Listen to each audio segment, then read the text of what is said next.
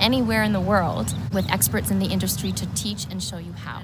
My name's Nisreen Slim, and today I'm coming to you from the heart of Spain, right in bustling Madrid, and enchanting Edinburgh, Scotland. My question for you is, what do you value the most in your life? And does your life reflect that right now? Family, health and vitality, more time, or travel?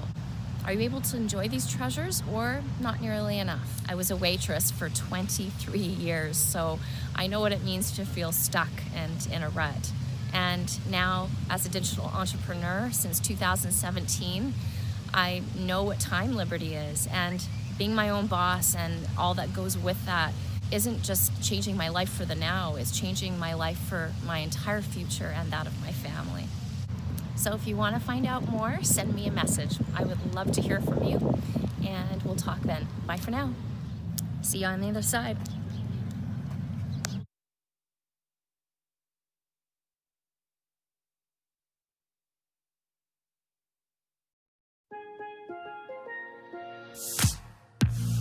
For banking that fits my lifestyle, it's an easy decision for me.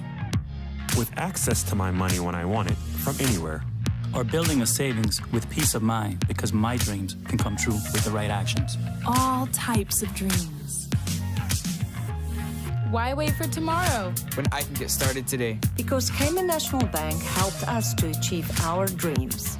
Realize the benefits today by enjoying Cayman National's new deposit products. Visit caymannational.com. We've got something just right for you.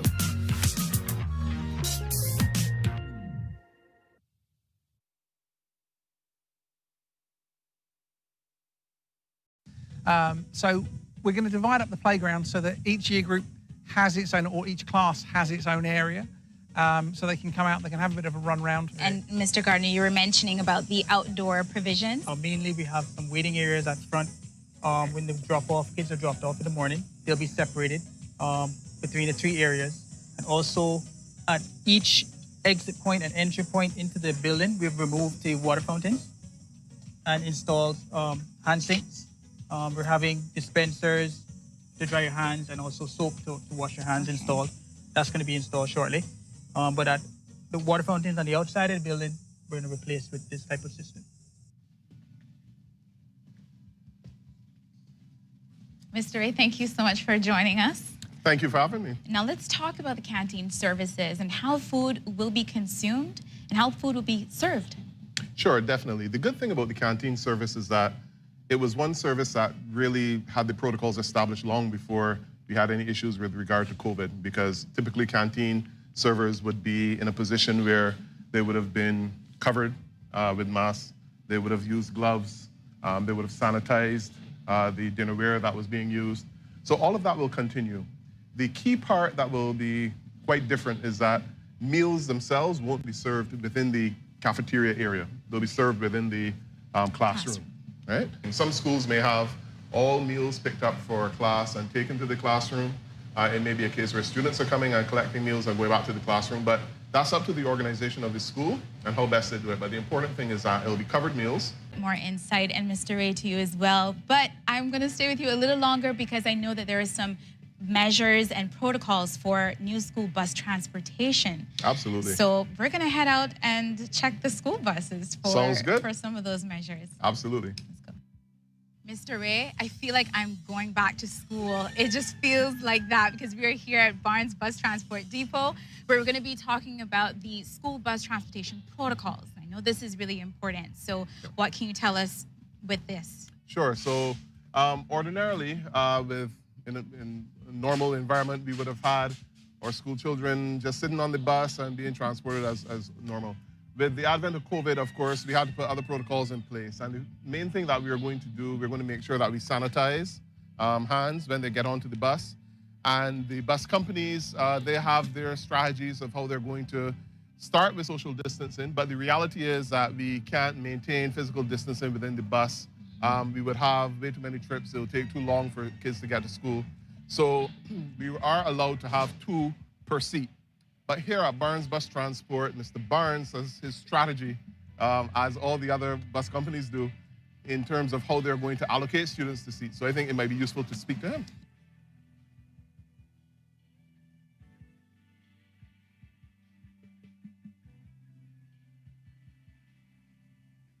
Okay. Oh, wow. So we have their markings. Now we have this marking for a reason. You know that it's 2 to a seat, but we start with not with the X's. When you see the blank, you can sit there. Mr. Mark will sit on the other side. And then who else? Animal come. Then the next student will sit here. And then the next one will sit here until the bus is full up down. So the bus will be sprayed out. That will be before each pickup. And after we drop the children off and let them off at school, then the bus warden or the driver will sanitize with a little hand beer. Yes, because they touch a lot of different places. Anyway, that we will do that each time before the bus go back out. Now, when the bus go ready to go back out for the second pickup, we'll do the same thing again. And each entrance for the bus, children will sanitize the hand. And the bus warden sits here. The driver sits there. Nobody sits across from the driver. So the driver will have no connection with the children, only the warden, unless the driver have to get involved in something. Basically, Shanda, I think the important points, we making sure that not only the students, but the bus driver and the bus warden are kept safe. So the disinfecting, the sanitization of hands, the X's on the seats to kind of demarcate where students should sit initially until the bus fills up. All of these are protocols that we're putting in place just to make sure that we keep everyone safe, spaced as much as possible for the initial part of the trip. But as more students get on, we've got clearance from public health to allow 2 per seat, provided that masks are worn constantly throughout the trip. Mr. Barnes is just one example of a number of dedicated companies that we have providing this service to our school children.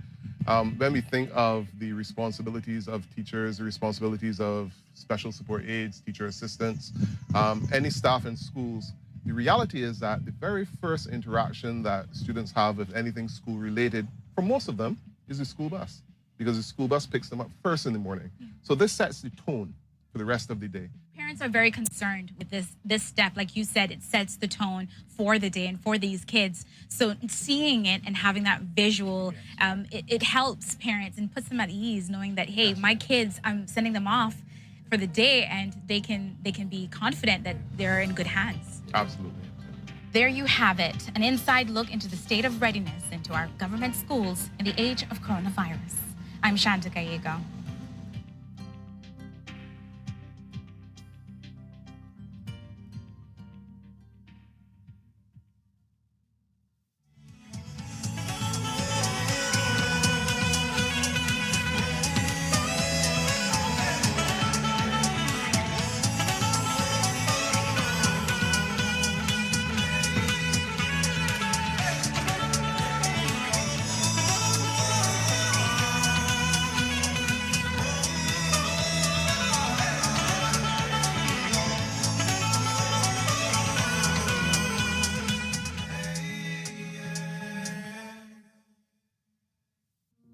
The COVID-19 pandemic is affecting everything from forest cover and marine pollution to the behavior of wildlife, but most of all, of people.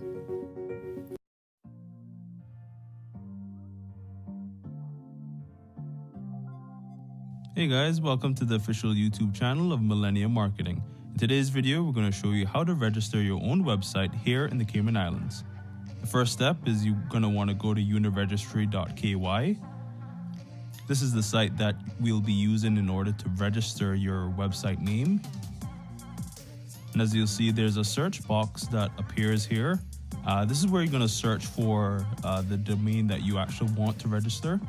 Once you enter your domain name that you want to register in this search box and you hit search, it'll show you whether or not it's actually registered. So we see here that Marketing KY is already registered. I'm going to go ahead and search for Millennium Marketing, which is our website. So it should be, yep, it's already registered as well. So I'm going to go ahead and clear this out and put in the domain name that we actually want to register for our site. It's going to be a secondary domain name. It's going to be a lot more easier for people to remember. It's going to be mmkman.ky. So here we see that the domain is actually available. So you're going to want to go ahead and hit checkout. And if you don't already have an account with Uniregistry, this is the sign up sheet. I already have an account, so I'll just go ahead and log in. All right, I'm logged in, and here is bringing me to a page just to review all the information. So I'm going to want to check this domain throughout the entire process to make sure it is the exact domain that I want. To the right here, you see the price listed in US. So if we hit continue, actually, I'm going to go back, and here I'm going to show you guys, you can actually register your domain for from 1 to 10 years, all the way up to 10 years. And you'll see on the right, the price actually changes depending on the duration for which you want to register the domain. So I'm going to go ahead and hit 1 year. So now we come through to the agreements page. Make sure you hit accept. And once it's accepted, you can click continue. Now this is the payment page. Make sure your payment information is all correct. And if that all checks out, you hit process payment. And there we go. We got the payment successful screen. So here's the invoice page. And once again, just check on that domain name on the left to make sure that that's the correct domain. Make sure the price is okay. And then if you want to actually check the domains that you actually have registered to this account, just go over to manage. And here we have our new domain. Awesome. So right there, guys, you can see the domain we just registered. It's just as easy as that in a few simple steps. We registered a new website here in the Cayman Islands. On the right, you'll see the name server data, the registered date, expiration date. And yep, that's it, guys. So I just want to say thanks for watching this video. Go ahead and subscribe, like this video. Make sure you don't miss any other future vids. And go ahead and post in the comments down below for any how-to video ideas that you might want to see in the future. This has been Giovanni from Millennium Marketing. See you guys in the next one.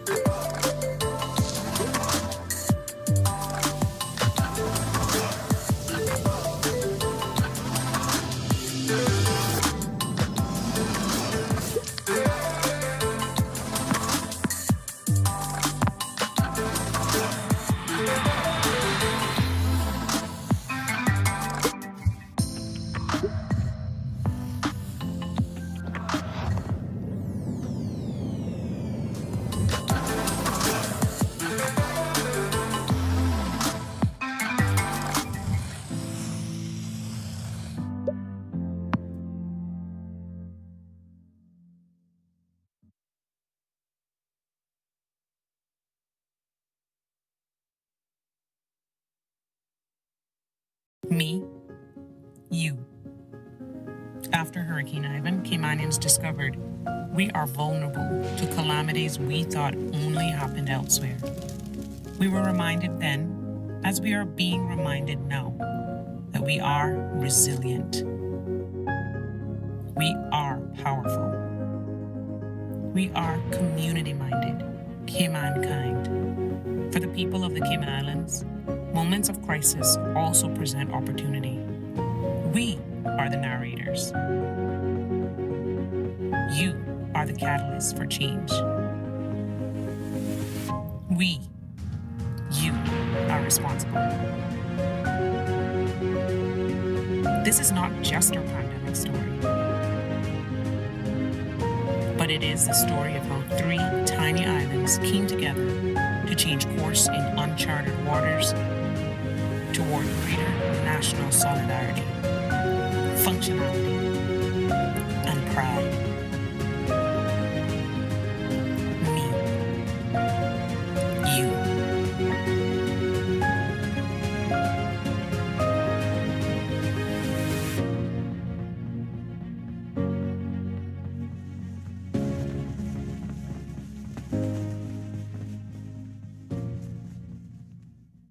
Helping children cope during the pandemic is important. Remember to lead by example and take care of your own needs too. To support your child, listen and acknowledge their fears and questions. Provide clear information and be aware of your own reactions. Help children by creating new routines, limiting their exposure to media, and encouraging them to talk about what they've seen and heard. For free and confidential support, call the Mental Health Helpline at 1-800-534-6463. The coronavirus has caused our most vulnerable to feel isolated and lonely. Due to their age and the probability of having underlying illnesses, our seniors rely on family and friends for comfort. You can help protect our elderly by sharing your love from a distance by following these helpful tips. Remaining at home can lessen the possibility of contracting the virus and passing it on. Reach out to nursing homes or those in assisted care by sending homemade cards, artwork, or handwritten letters. Call your elderly family members often and stay on longer. Read a book or watch a show together while on the line. Gift books, games, craft supplies, a deck of cards, or maybe a puzzle to your elderly family members. There are many resources that can help us care for our elderly. For a list of these, please visit www.gov.ky/coronavirus or call the Older Persons Helpline at 1-800-534-2222.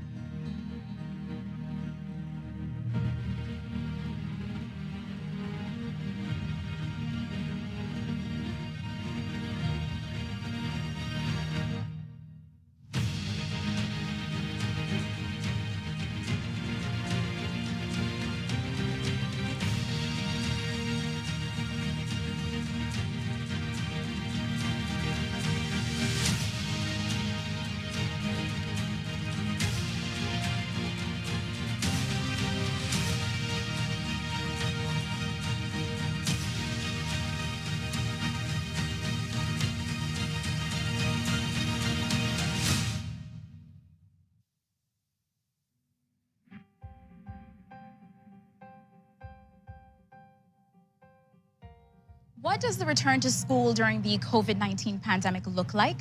I'm Shanda Gallego here at the Prospect Primary School with an inside look into their state of readiness in the age of the coronavirus.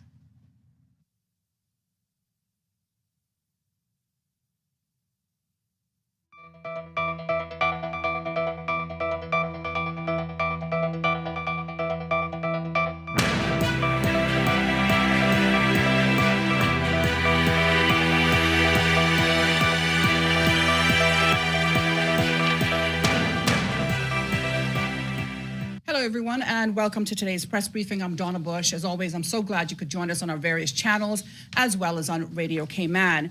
We'd like to first welcome our panelists, starting with His Excellency the Governor, the Honorable Premier, and the Honorable Minister of Health. With us in the studio are the Chief Medical Officer, the Medical Officer of Health, the Director of HMCI, and the Sign Language Interpreter, as well as local journalists, some of whom are joining us via Zoom today. We go first to Dr. Lee.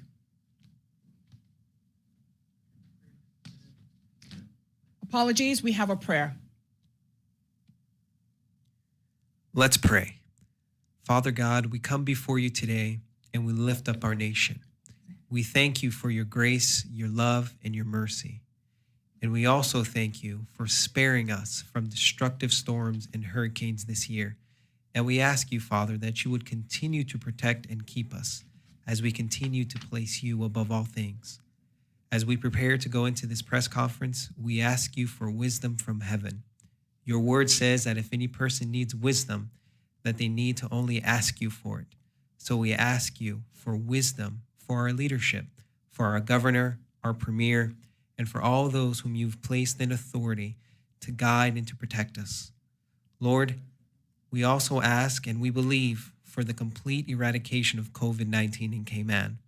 We ask that you would do what only you can do and that you would protect us as your people.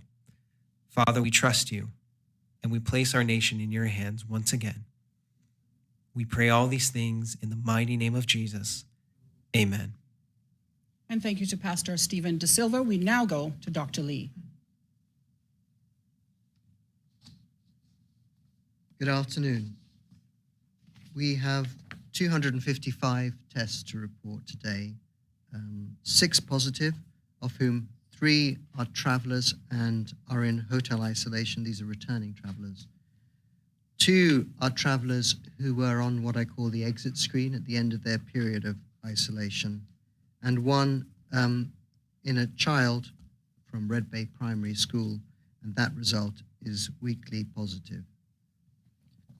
The total positives are thus now 220 throughout the Cayman Islands since COVID-19 began, of whom 2 are symptomatic, which includes the child I just mentioned.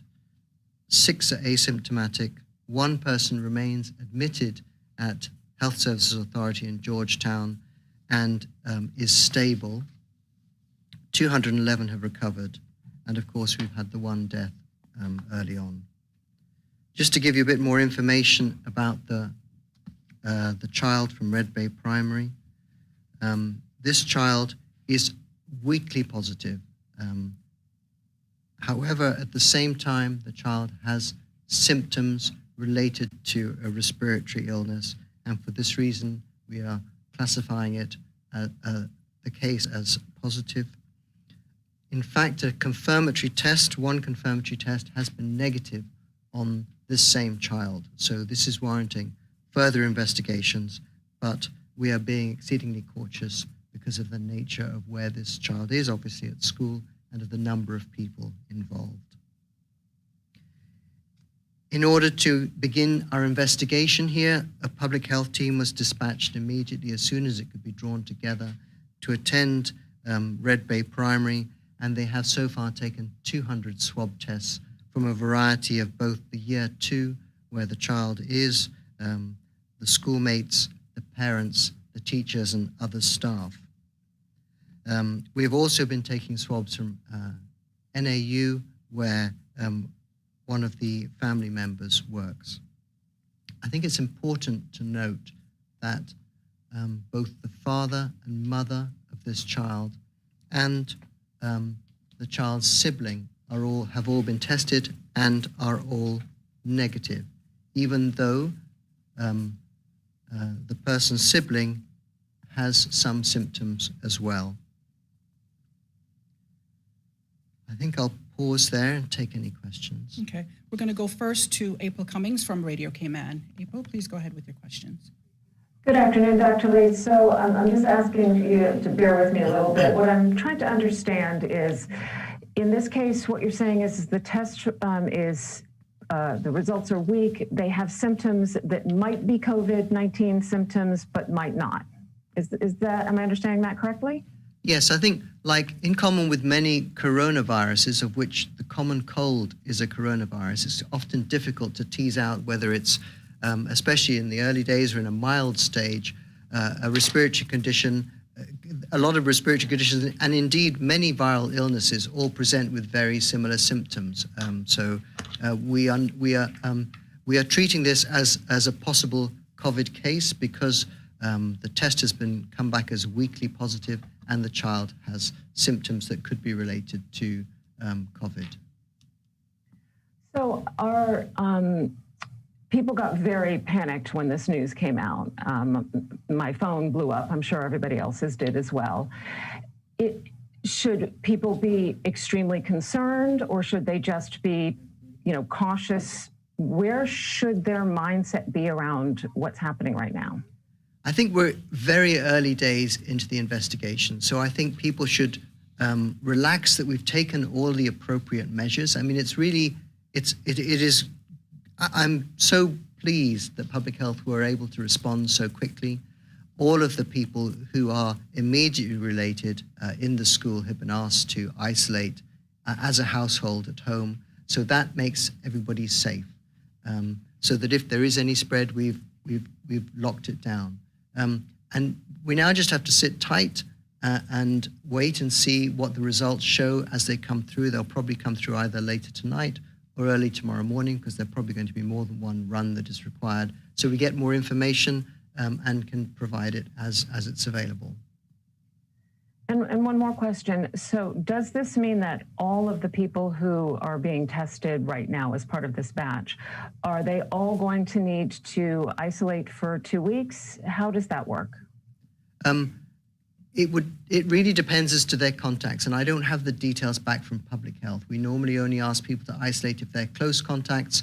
Clearly, in a classroom setting, there's been a lot of mixing, so it could end up that we do ask the classroom to isolate, or people who have been playing together and so on, because that is essentially a close contact. But we will get the information to you when Public Health can report back on the contact tracing details that they've gathered through this exercise this morning, this afternoon. Thank you very much, Dr. Lee. Appreciate it. Thank you. Okay, we're going to go now to Wendy from CNS. Wendy, please go ahead. Thank you, Donna.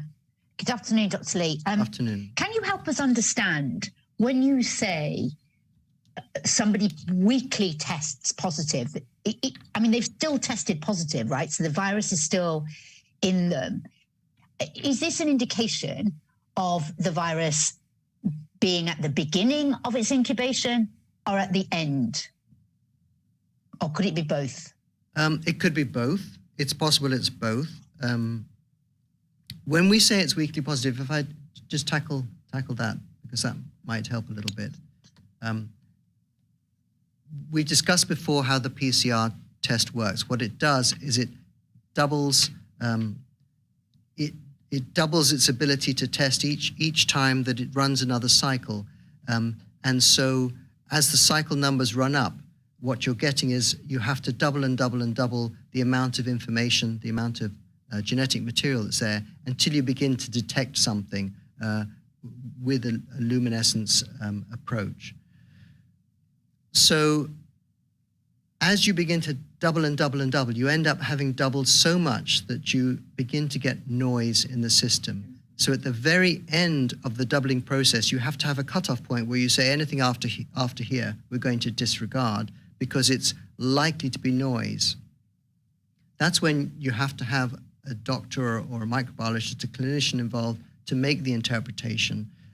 If the lab says this was positive but it's weak, you have to see it in the context of that person and whether they're presenting with any symptoms or not. And if you think that this result is entirely at odds with what you're expecting, you are likely to report it as negative. However, if you have somebody that actually has symptoms, then it is safer to report it as positive. And we will do further investigations on it. You are quite right. Somebody with a very weak result may be in the exceedingly early stages of the disease. However, you're far more likely to pick that up at the trailing edge of the disease, because that trailing edge can go on for weeks, and if not months in some circumstances, whereas at the very beginning, you've got a matter of a day or two to pick up that quick upstrike as the infection begins to take hold in the body. Thank you. To continue on, if this is a positive case, what is the likelihood that it was that the child picked this up as a result of just lingering virus in the community that we've somehow missed for the last 3 months? Or that somebody, either the child or somebody that has been in contact with the child has contacted a traveller? So is this likely to be as a result of a breach, or could it be lingering virus in the community? I can't really answer that. I mean, I would be supposing and postulating as much as you are at that point, Wendy. You're aware that I've said that although I've felt that we are safe in Cayman, that there is no threat from COVID, it's never been zero. There always has been a slight threat, which is why I've said to people, if you don't know somebody, distance. If you feel more comfortable, mask, especially if you're around vulnerable people. Because there are weaknesses. We have people coming across the border. There are people who work at the airports. There are people that work at the hotels. There is always a chance that there can be a transference of infection, but the chance is exceedingly slim. With time, we may be able to tell a bit more when we have some more test results on everybody else, and I may be able to give a firmer view on that, but at the moment, it would just be postulating. Okay. From a perspective of how we're tackling these challenges now, given that we had also had a breach of the home isolation this week already, when that occurs, if it's someone from the community visiting someone in isolation, does the person that visit then have to go into quarantine? Yes, they do, because that person is a potential, becomes at the same risk of potential as the person that was in quarantine. Okay, and also on a similar vein, once somebody comes to the end of their 15 days in a home isolation household, if they are the only one of, say, a family of 6 that tests positive, do the other 5 continue to remain in isolation with that person ongoing? Yes, they do. Okay. That's all I have for you, I think, at the minute. I may be back. Thank you very much. Okay, we're going to move now to Mr. Morales from the Compass. Dr. Lee will come here.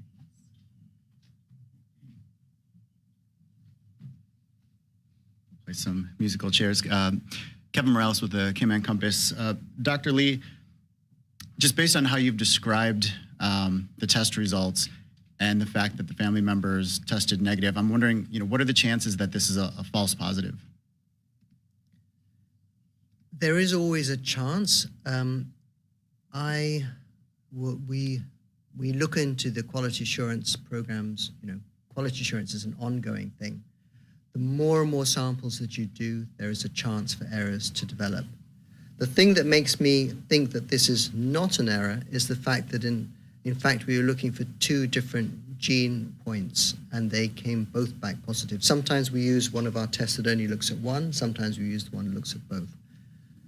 That could still end up being an error. It's a possibility. There were some, I think, combined with the fact that the child was not well, we have to take it with all due seriousness, which is why we have acted swiftly to do what we have done to make sure everybody is safe. I think that as time develops, we may be able to give more information in this particular case, back to your point, because we're likely to be doing further tests. Earlier, you had talked about close contacts. Can you define a close contact? Yes, I mean, in this country, and they're slightly different in different countries, it's for at least at 2 meters, or sorry, 6 feet or less for more than 15 minutes. Thank you. And can you confirm? But that also includes actually any close physical contact. So if you actually hugged and kissed somebody for a short period of time, so any contact tracer needs to use a little bit of common sense around that. Can you confirm how many people were tested in relation to this particular? Testing hasn't finished, but at the moment we've counted 200 around the school and 30 around a place of employment. And that is the NAU. NAU. Needs Assessment Unit. Okay. All right. Thank you very much. Appreciate it.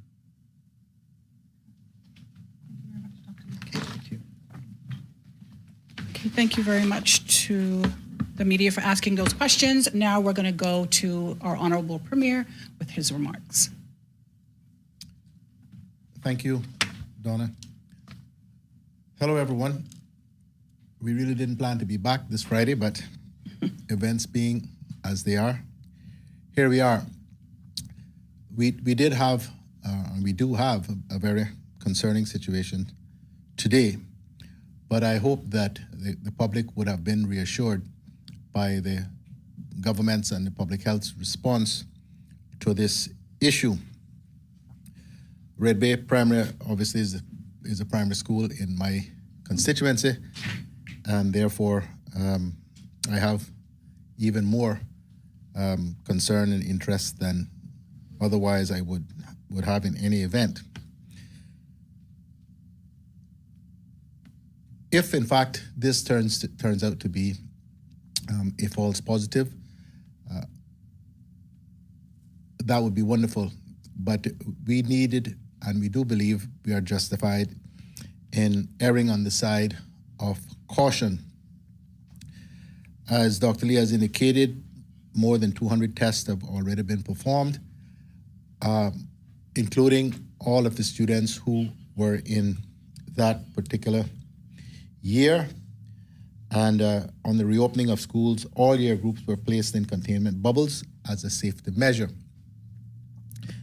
And parents of those students are also being tested as well. Now, there are questions and concerns, obviously, about what will be the way forward. As I've said, and Dr. Lee has as well, and the governor and the Minister of Health over and over again, we have been guided all along on the basis of the science. That, I believe, is in large part responsible for the tremendous success we have seen so far. We have not responded to public opinion or to public pressure in making decisions. And the decision about what happens with respect to the school, in other words, whether it reopens on Monday or not, will depend very much on the results of the testing that is underway now. For instance, if having done 200 or 250 tests, whatever we wind up with, there are no positives, I think all of us will take considerable reassurance from that there is no evidence of onward transmission of the virus in the event that the test of the child is in fact confirmed. The positive test is confirmed as a result of further confirmatory tests. But God forbid, if we wind up with a situation where there are 5 or 10 persons in that 200 plus cohort that are positive, then we know we have a major issue on our hands, and the government will respond accordingly. So we may well have to have another press conference tomorrow once we have those results. I would hope that the results are all negative, and therefore we could just send out a release, and we would have to come here and explain and answer questions. But if that's what we have to do, that's what we'll do. So I know everyone is concerned, but particularly the parents of the children at that school, and the children, no doubt, as well, and teachers. So I would just ask you all to hold strain, to be patient, and to believe, as you have believed all along, that the government is doing everything that we can, acting in the public interest, and with all due care and concern and determination to ensure the public health, the continued public health of the nation. Moving on a bit, there have been questions, obviously, about the transfer of responsibility for travel arrangements from Travel Time to Travel Cayman. And I myself have gotten a number of questions from constituents and others. And so I just want to make the following points, which I hope people will find helpful. Building on lessons learned from our COVID experience so far, we are working across government agencies to facilitate travel to the Cayman Islands, and we are treating this as a cross-ministerial project. Departments are working in collaboration across Maitiama, the Ministry of Health, Ministry of Tourism, Ministry of Employment and Border Control, and the Ministry of Commerce, Planning and Infrastructure, as well as the Office of the Deputy Governor. October inbound travel is at capacity. I repeat, October inbound travel is at capacity. And unfortunately, we cannot accept any new applications. Applications received to date are in the system and will be processed, and travelers will be contacted regarding the status of their applications. I know some folk have written to me asking me to follow up on their behalf because they haven't yet had a response. But rest assured, you will get a response shortly. Currently, applications are prioritized on a weekly basis based on the coming week's travelers and flight clearances. We are busy finalizing next week's details and will get back to those travelers first. Persons who have already applied do not need to reapply, and the applications from Travel Time have been transferred to Travel Cayman.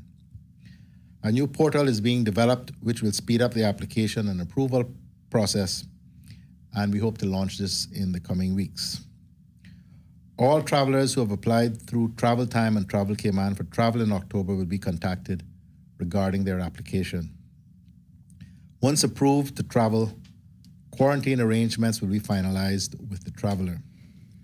Travelers who are planning travel in November and beyond that have not already applied to Travel Time or Travel Cayman are asked not to make an application at this time in order to allow us to prioritize the October travelers.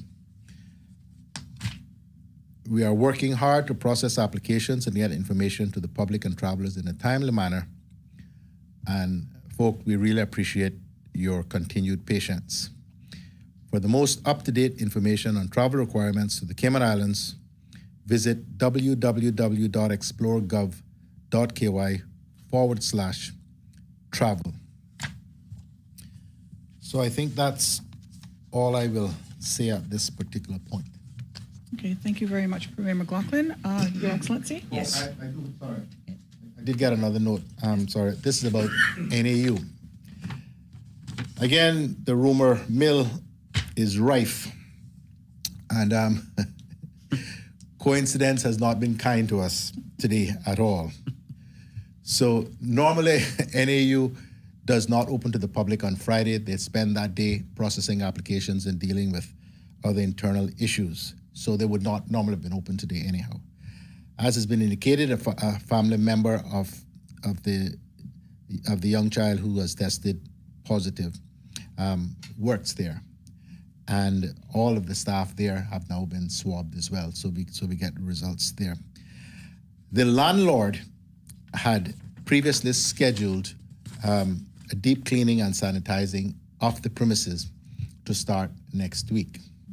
And so, of course, some people have put 2 and 2 together and got 5 and concluded that it is as a result of this positive test that NAU will be closed to the public next week. That was actually not the plan, but that is what is going to happen.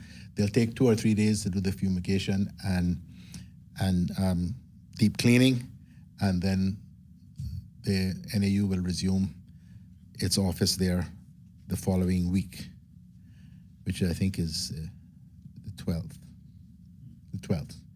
So it's not as a result of this, but as I say, people have come to that conclusion. So I just want to try to head that one off. Probably not head it off, but to squash that particular rumor. Thank you. Thank you very much, Premier McLaughlin. Your Excellency. Yes, thank you. Thank you very much, Donna, and good afternoon, everyone. Yes, this has been quite an eventful week already. I really just want to echo what the Premier said about the Red Bay situation. Clearly, it's a matter of concern, but government is acting out of an abundance of caution. So we should all remain calm and keep this in perspective. I think the extra details Dr. Lee gave today about the close family of the child being negative and about some question mark about the quality of the test, that is reassuring, but we need to wait to see what the further results say to be absolutely sure. And I know government will continue to act in the way it's acted from the very beginning, which is a sure-footed, proactive, decisive, and putting the health of everyone on these islands uppermost in our considerations. And it isn't really a surprise that we get these cases like this sort of just popping up. We've said that consistently all along, that this is a very complicated virus, and no country in the world has been able to go for very long periods without something popping up. But I think we can be confident, and I've seen it again today and been very impressed with the response to what happened by public health, by the system. And we have the abilities, we have the capacities, we have the skills to respond to these issues and clamp down on them, isolate them, and deal with it. And I think that should give us confidence. Finally, just let me add a plea, and the Premier alluded to this as well. I do urge everyone to continue to be careful on social media. We do still see rumors and inaccurate information going around, and when people are concerned, it just heightens people's concern. So please do check information before you circulate. And if you're in doubt, don't circulate it. Thank you. Thank you very much, Your Excellency. Minister of Health. Thank you, Donna. So lots going on this week. Good afternoon, everyone. I'd like to start with a little prayer. But blessed is the one who trusts in the Lord, whose confidence is in him. Jeremiah 17:7. We are with you again today. Not expected for another press briefing.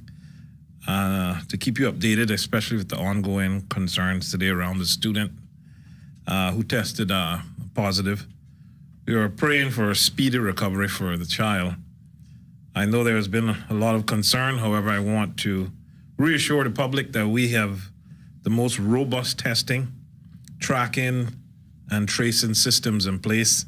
This is why we have fared so well thus far. I want to thank the Ministry of Education and Public Health for coming together to work so efficiently, calmly, and effectively to manage the situation.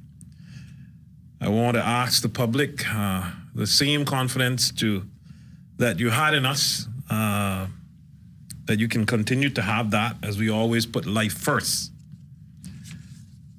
The best way to prevent and slow down transmission is to be well informed by the COVID-19 virus, the disease it causes, and how it spreads. With that, I want to take a moment to reiterate that you too can do your part to keep the community safe. Let's remember the best practices for maintaining personal hygiene. We all have a responsibility to uphold the COVID-19 coronavirus prevention and protection measures currently recommended by local and international health authorities. Wash your hands frequently with soap and water for at least 20 seconds, or use an alcohol-based hand sanitizer. A helpful tip is to carry a pocket-sized hand sanitizer and use frequently when out and about. Avoid touching your eyes, nose, and mouth with unclean hands. Consider wearing a mask while visiting other people's homes, especially the elderly and vulnerable. As Dr. Lee has said before, he will still wear his mask in public places and social distancing. Consider if you would feel safer doing the same. Maintain 6 feet away from other groups as much as practical. Stick to your social groups, the friends you usually see at home or at school. Avoid moving between groups or friends. Social bubbles have been found to help prevent the spread of disease in other countries. Do not go to work, school, or visit others if you are unwell or believe you have been in contact with someone who is unwell. These recommendations are meant to supplement and not to replace requirements under the prevention, control, and suppression of COVID-19. You can always find the latest information and safety guidance on www.gov.ky/coronavirus. On that note, I'd like to encourage frontline workers to continue regular testing. As I said last week, we should consider getting tested a civic duty that helps each and every one of us protect our community and those we love dearest. We have a positive today, but we wouldn't have known that without testing. That action helped us to get control of this situation quickly and contain the spread. Let us keep working together and all doing our part to be safe. I want to remind persons of the flu hotline, 1-800-534-8600 or 947-3077, or you can also email at flu@hsa.ky. I thank you, and God bless. Thank you very much, Minister Seymour. We're going to go now to members of the press for questions, beginning with April from Radio Cayman. April, please go ahead.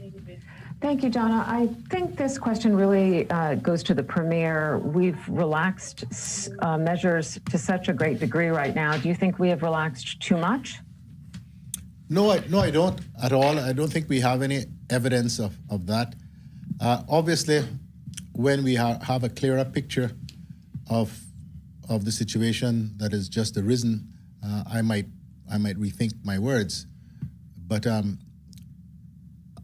I am confident really that this is an isolated situation.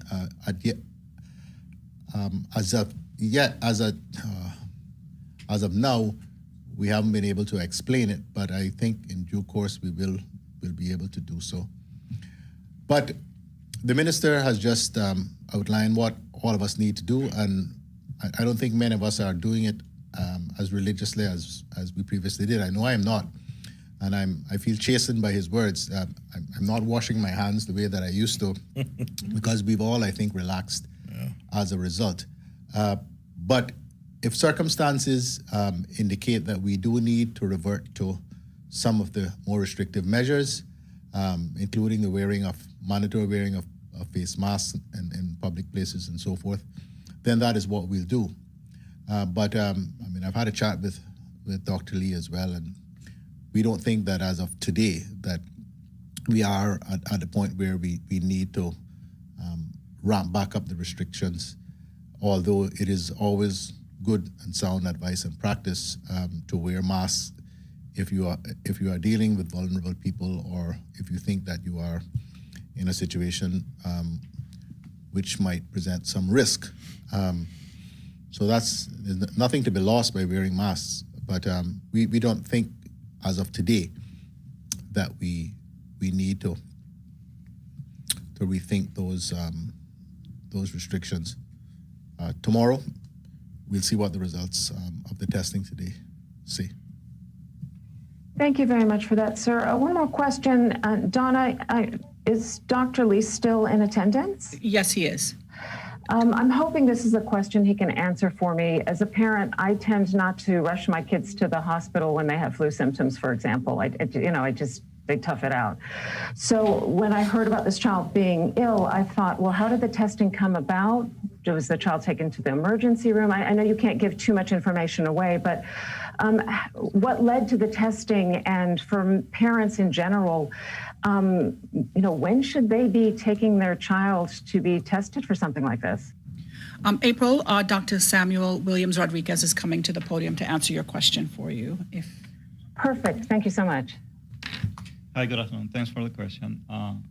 If we advise a parent, whenever you have a concern or the child is expressing any symptoms of COVID-19 or any flu-like symptoms, you should take it to your healthcare provider, to your primary healthcare provider, not necessarily for testing, but for assessment. And then the physician will determine if there is a need to do testing or not in this particular child.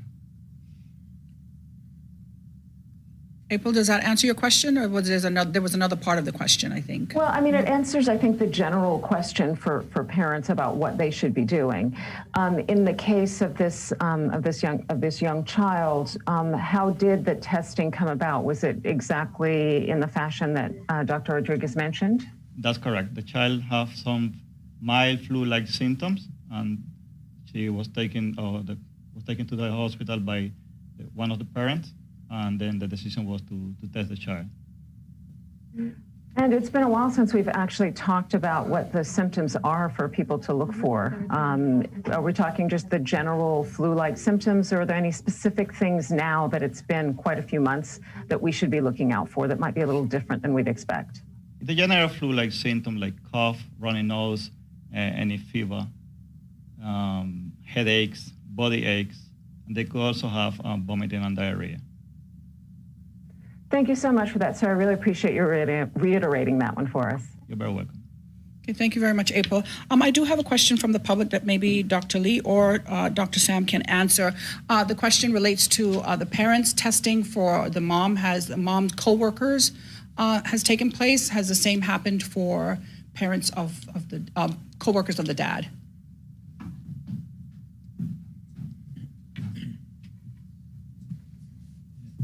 I think Dr. Lee already has answered that question, but yes, testing has been conducted for the co-workers of one of the parents of the child that was announced by Dr. Lee. And the contact tracing has not finished. We continue doing contact tracing, and all close contact of the child or any of the household that need to be tested as per public health protocols and guidelines will be tested.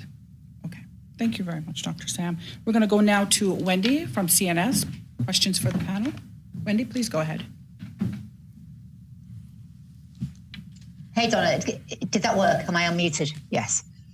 The question I have, first of all, it could be for Dr. Lee or it could be for Dr. Samuels, which is about the assurance about everybody being able to get tested. I think the ministry put out a statement saying that, people can get tested. However, we've already had some parents contact us with children at Red Bay, not in year 2, in different years, but they've been told, you don't need to be tested, you're not a priority. And I think it upset them a bit, and I'm wondering whether we might be a little bit more offering some reassurances to parents about getting tested if they feel they need to be.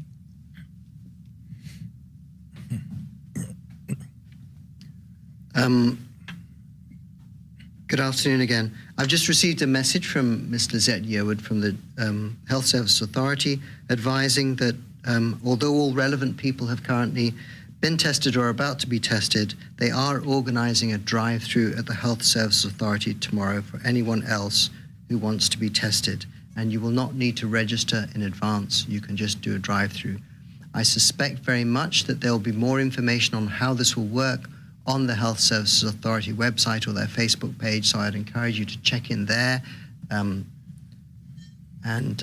for details of how that will work out. I don't have them just as yet as they're planning it at this moment. Okay, great, thank you. I'm sure that'll be really helpful. My other question is for the Premier, which is in follow-up to his comments about the new Travel Cayman. Can he state which ministry is going to be the overall authority for it? So which chief officer is in charge of it?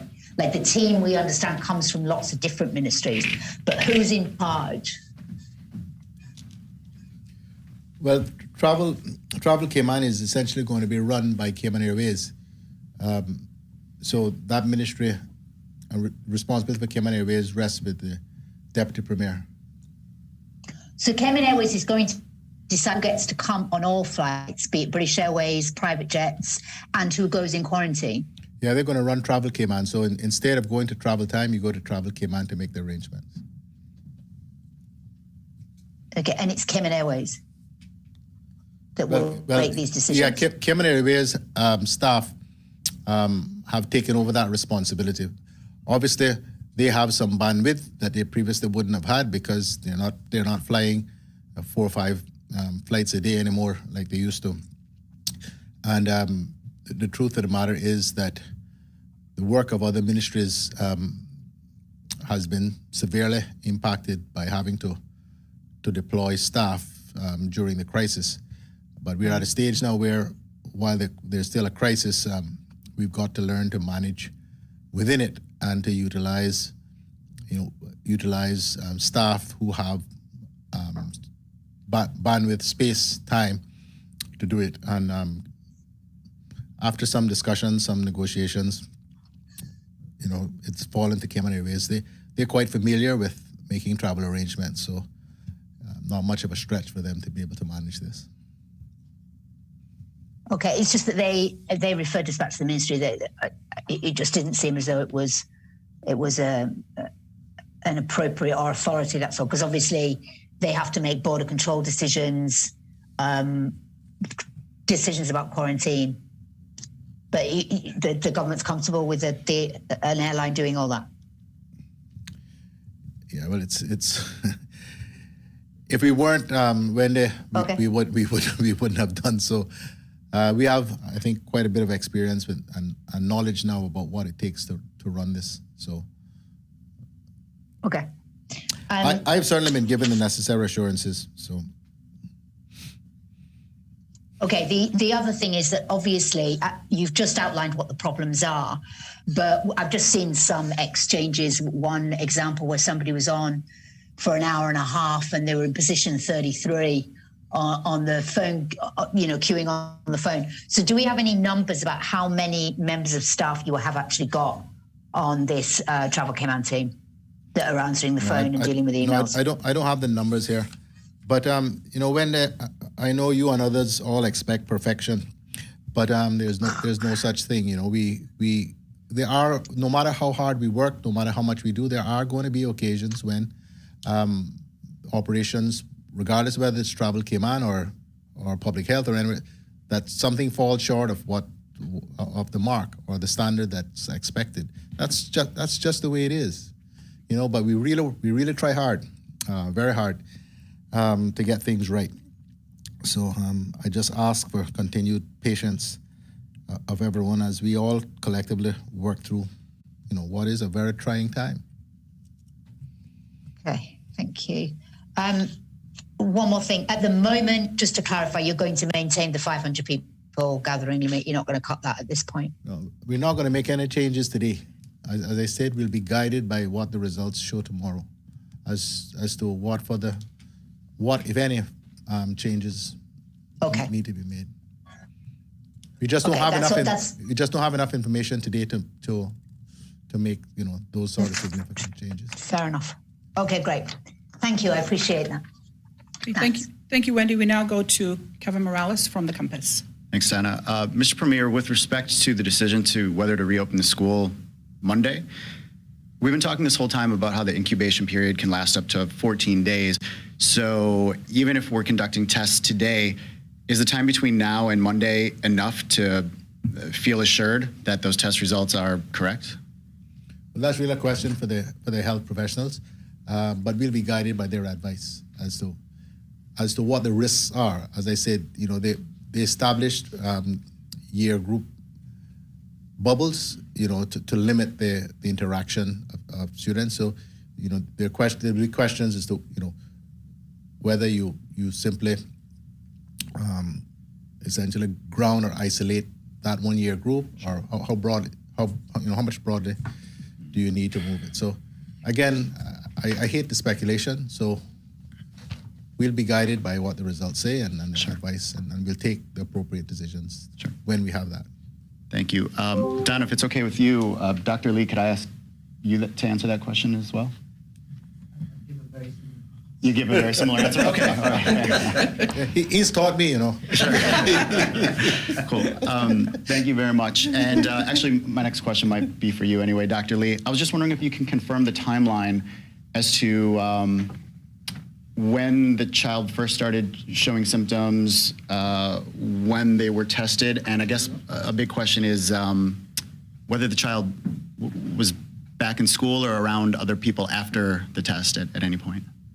Yeah, so I hope I have these details correctly. I apologize if I don't, because I am hearing these from different sources, but from my understanding is the child was sick from Friday. Clearly the schools were not, and I don't think, or was either did not go to school or was taken out of school on Friday. On Monday and Tuesday, clearly all the schools were closed and did not go to school yesterday, but attended the hospital.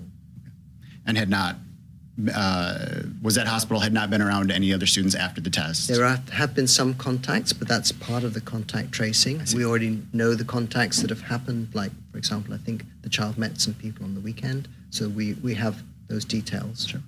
Thank you very much. Sorry. That's okay. Okay, we're going to go to Ralph Lewis from the Caymanian Times now for our final questions. Good afternoon, gentlemen, and thank you for your presentations. I have one question for the Minister of Health, and it's regarding with public knowledge campaign. As we know, things are settling down in Cayman very nicely, despite what's happening overseas and the travelers are coming in. And we're seeing a few cases pop up here and there. But some of our residents have sort of gone back to business as usual, and they're not even getting information that they need to get regarding the COVID. And thank you for your reminders on what we should be doing. Is there plans to maintain a public campaign regarding the COVID-19 crisis, or is there a plan to enhance it so that our residents can be always aware of what's happening, what they should be doing to try and deal with this issue? Because as we can see, it can pop up again. That's a very good question, and one that we grappled with. Obviously, the Premier and the team has committed to try to do press conferences as often as possible because of how well that we handle the situation. We didn't necessarily have to have press conferences every day like how we did when we started off. I think we had went bi-weekly because of the current situation. I see no alarm for us to change that situation. Obviously, next week we're in the LA for about 2 weeks. Even if something pops up and Dr. Lee and the team and His Excellency thinks that we need to, and the Premier thinks we need to have a press conference, we will break and have an immediate press conference. We are monitoring every situation possible, and I think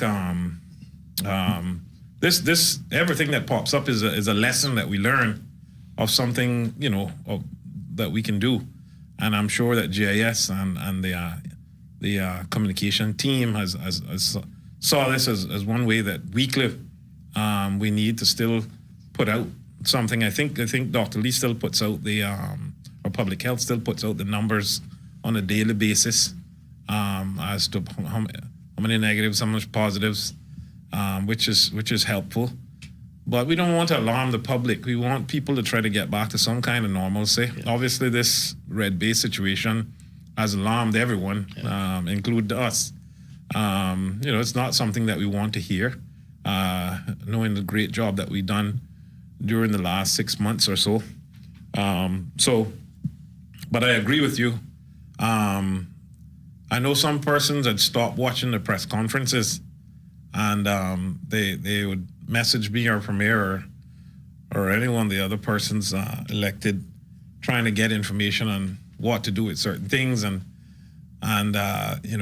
we got to repeat again. So I would encourage people and even employers that if a press conference comes up, at least give persons an hour to listen to the press conferences, because we until this is done, until we find a vaccine, until we find a way out of this, we need to pay attention. We just can't just drop the ball and, oh, we're free, we're COVID free. We're not COVID free. There's a risk. Thankfully, we have a small risk here in Cayman, and thanks to the work of all the members on the team have done, which we're grateful for, and thank God for that. And thank you for that. So, one more point, I just want to mention that what I was referring to also was general knowledge. And for example, when a child is sick, should they be taken to school or should they stay home? When a person is sick, should they go to work or stay home? Those things are reminders that I think should be in the forefront, and we should utilize all forms of media. I know the government is conscious about some media and Facebook, but I think there's still reliable, independent media there, in addition to the government media, that could be used to ensure that this information stays in the forefront of people for the next year or so, because we need to sort of change the way we think of COVID and life going forward. And so therefore it's about thinking about health a different way. And that's the kind of information I'm hoping that will stay in the forefront, that will help all people get a mindset that will help everybody get through this crisis. Well, the good thing about it now is that COVID-19 has reminded everyone that they can actually work from home now. If you're an adult and you can work from home and you feel like you're coming down with something, just work from home, communicate with the employer. The good thing about it also is the education department and most schools have a policy in place that if you have a flu, you need to stay home. They won't allow you to come to school. Most schools now take a temperature as you enter the school. They won't allow you to go into the school unless you take a temperature. Some schools do that. So definitely it's a lot to learn, and I don't think that mask is going to go away for right now. I think people should take a mask if they feel uncomfortable in an area. Just pop the mask on. People have gotten used to that now, to the mask situation. So we just need to pay attention and don't drop our guards too much. Yes, we want to let our hair down, and but we still need to pay attention, especially with our children, because as has been said, the children that normally get sick, they're asymptomatic normally, and then the adults is who would get sick. So still a lot to learn. We're not pretending like we know it all. I don't think Dr. Lee said it's a lot to learn. Yeah. Thank you very much, Don. Okay. Yeah. Thank you, Thank you, Minister. Seymour, for final remarks, we're going to go back to the Honorable Premier. So thank you, Don. I just want to make a few more points before we close, particularly with respect to the Red Bay school situation and the great concern I know that everybody has. We have in place, and we are fully confident of that, we have in place now the systems and the expertise and the technology that is necessary to be able to quickly close down any outbreak of the virus, should that be the case. I'm not suggesting that's the case with Red Bay, but we are more than up to the task. And that is because we have always understood as a government, and on the basis of public health advice, that it is inevitable that there will be cases that pop up. We take New Zealand as an example, where they went 2 months without a single case, and then seemingly out of nowhere, there was a number of cases that popped up. This virus is still very mysterious in some ways, and because a significant number of people are asymptomatic, if they never present with symptoms and they're not randomly tested, they may pass it on. Mm-hmm. We do have a steady flow of people coming to Cayman and leaving Cayman, but we don't have general tourism. I've seen some complaints and criticisms about that's what happens when you have this soft opening. Hope this is the end of the soft opening. Well, I'm not sure we could be more careful than we currently are. We constantly get pressure from the tourism operators that we need to open up, because otherwise this place is going to close down, that business is going to close down. There are people, including the Cayman Compass, who think that we are far too conservative, and have written a long editorial urging that the government, essentially become more liberal in its approach to this. We have resisted and will continue to resist those entreaties until we are satisfied that the science allows us to do so safely. But safely doesn't mean that there's a guarantee that no case will ever occur. Dr. Lee went through some of the scenarios of how this can be passed on. But we can't, so that's the one side, to be safe. But we can't exist in a complete bubble going forward. None of us know how long this is going to remain a global pandemic. And therefore, we have to, each of us, live our lives and as normally as we possibly can, given the challenges that we face. When you look around the rest of the world and see how people have to live, and to see how many people continue to die, that ought to give us all a perspective about how well off we are in Cayman, notwithstanding these challenges. So anyone who believes we can remain in a complete bubble, that's not possible. But anyone who believes that whether it's the Chamber of Commerce or the Ritz-Carlton people or anybody else, that they are going to force the hand of the government to go down a road of broadly reopening if we don't consider that it is safe. They've all, both sides have gotten it wrong. We are going to continue to be guided by the public health advice that we are getting and have gotten from Dr. Lee, Dr. Williams, and people at Public Health, and do our own research and analysis before we make decisions. There's a lot of discussion going on about possibility of resort bubbles. The government has not closed its mind to that, but we are not yet satisfied that we can do so safely. Until we are satisfied, then that's not going to happen. So I want to say those things to I hope, reassure the broad public for whom I'm most grateful, who message me and give me advice every single day of my life about what we ought to be doing. But we are going to, as I say, continue to be guided by good old-fashioned Caymanian common sense, coupled with the science. The other thing, this is for Wendy in particular. Wendy, I should have said that notwithstanding the fact that Eric Bush has gone back to his role as chief officer, he still will retain overall oversight of Travel Cayman, given his tremendous experience with travel time and before that curfew time over the course of the last few months. And I'm sure there was something else I wanted to say, but I've now forgotten. Okay, thank you very much, Premier McLaughlin. Of course, thank you to the public for joining us for today's press briefing on our various channels as well as on Radio Cayman. We'd like to thank the panel, of course, and our guests in studio for bringing us the very latest. Don't forget, you can go online to gov.ky for any information that you may need, in particular the results, the daily results that are released. Wishing you a great weekend. I'm Donna Bush, and I'd like to say bye for now.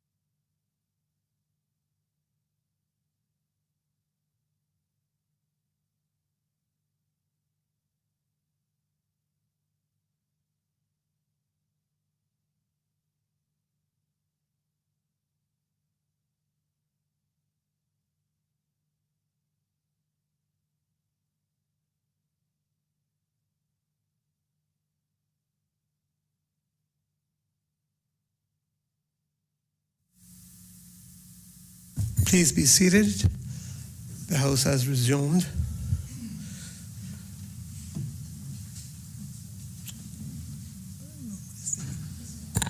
Questions to honorable ministers and members of the cabinet.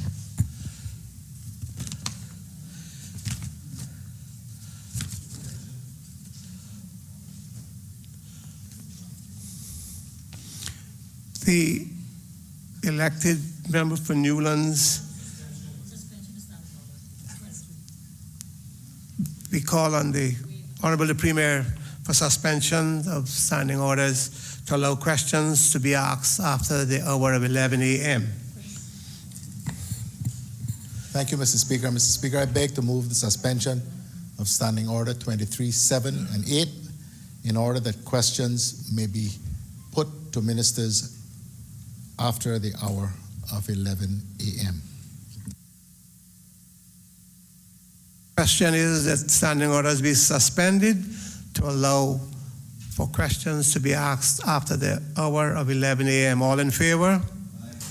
Those against? The ayes have it. Standing orders are suspended.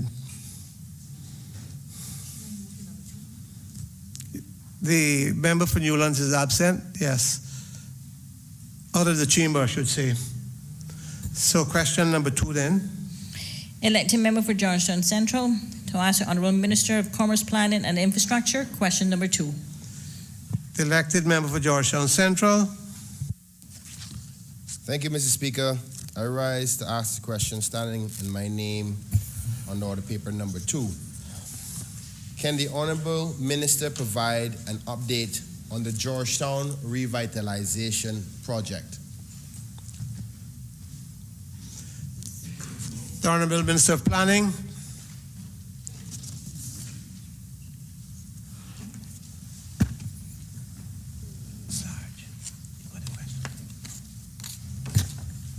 Thank you, Mr. Speaker.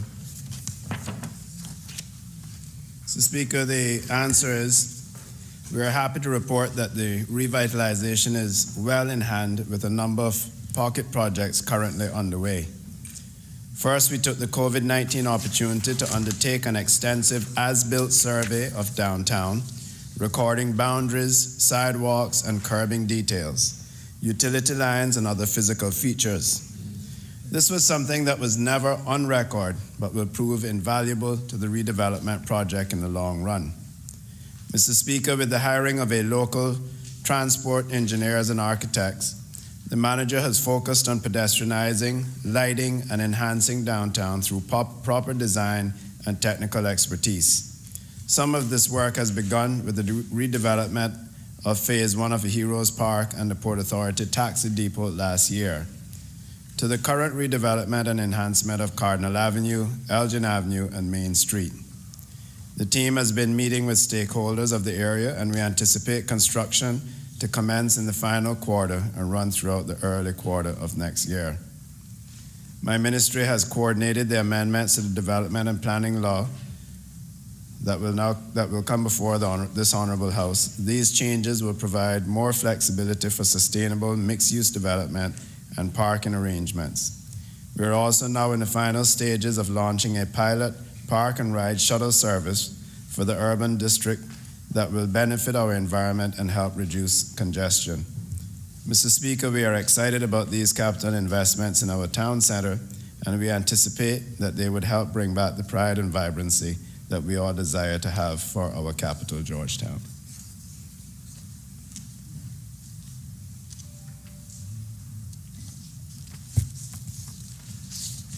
Supplementaries, the member for Georgetown Central. Thank you, Mr. Speaker. Can the Honorable Minister say if the Georgetown Central Scranton Park development is considered to be a part of the Georgetown Revitalization Project? Honorable Minister of Planning.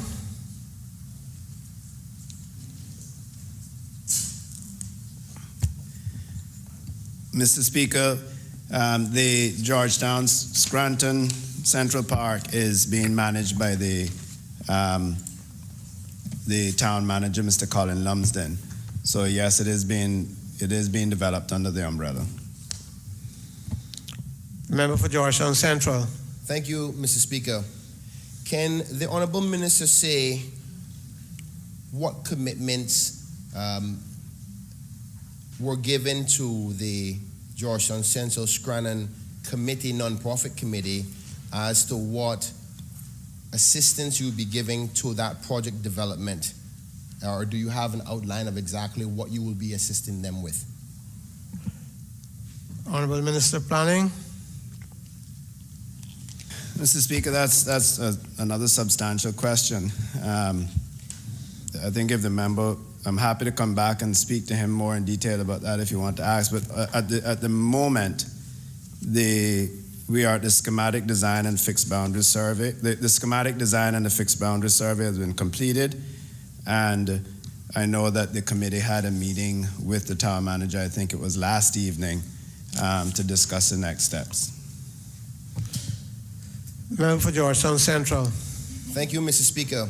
Can the Honourable Minister say if the list of things that he previously highlighted in the opening of his answer is all the things that have been done in respect to the Georgetown revitalization from 2017? If not, can the minister list what other things have been done that were not listed in his answer?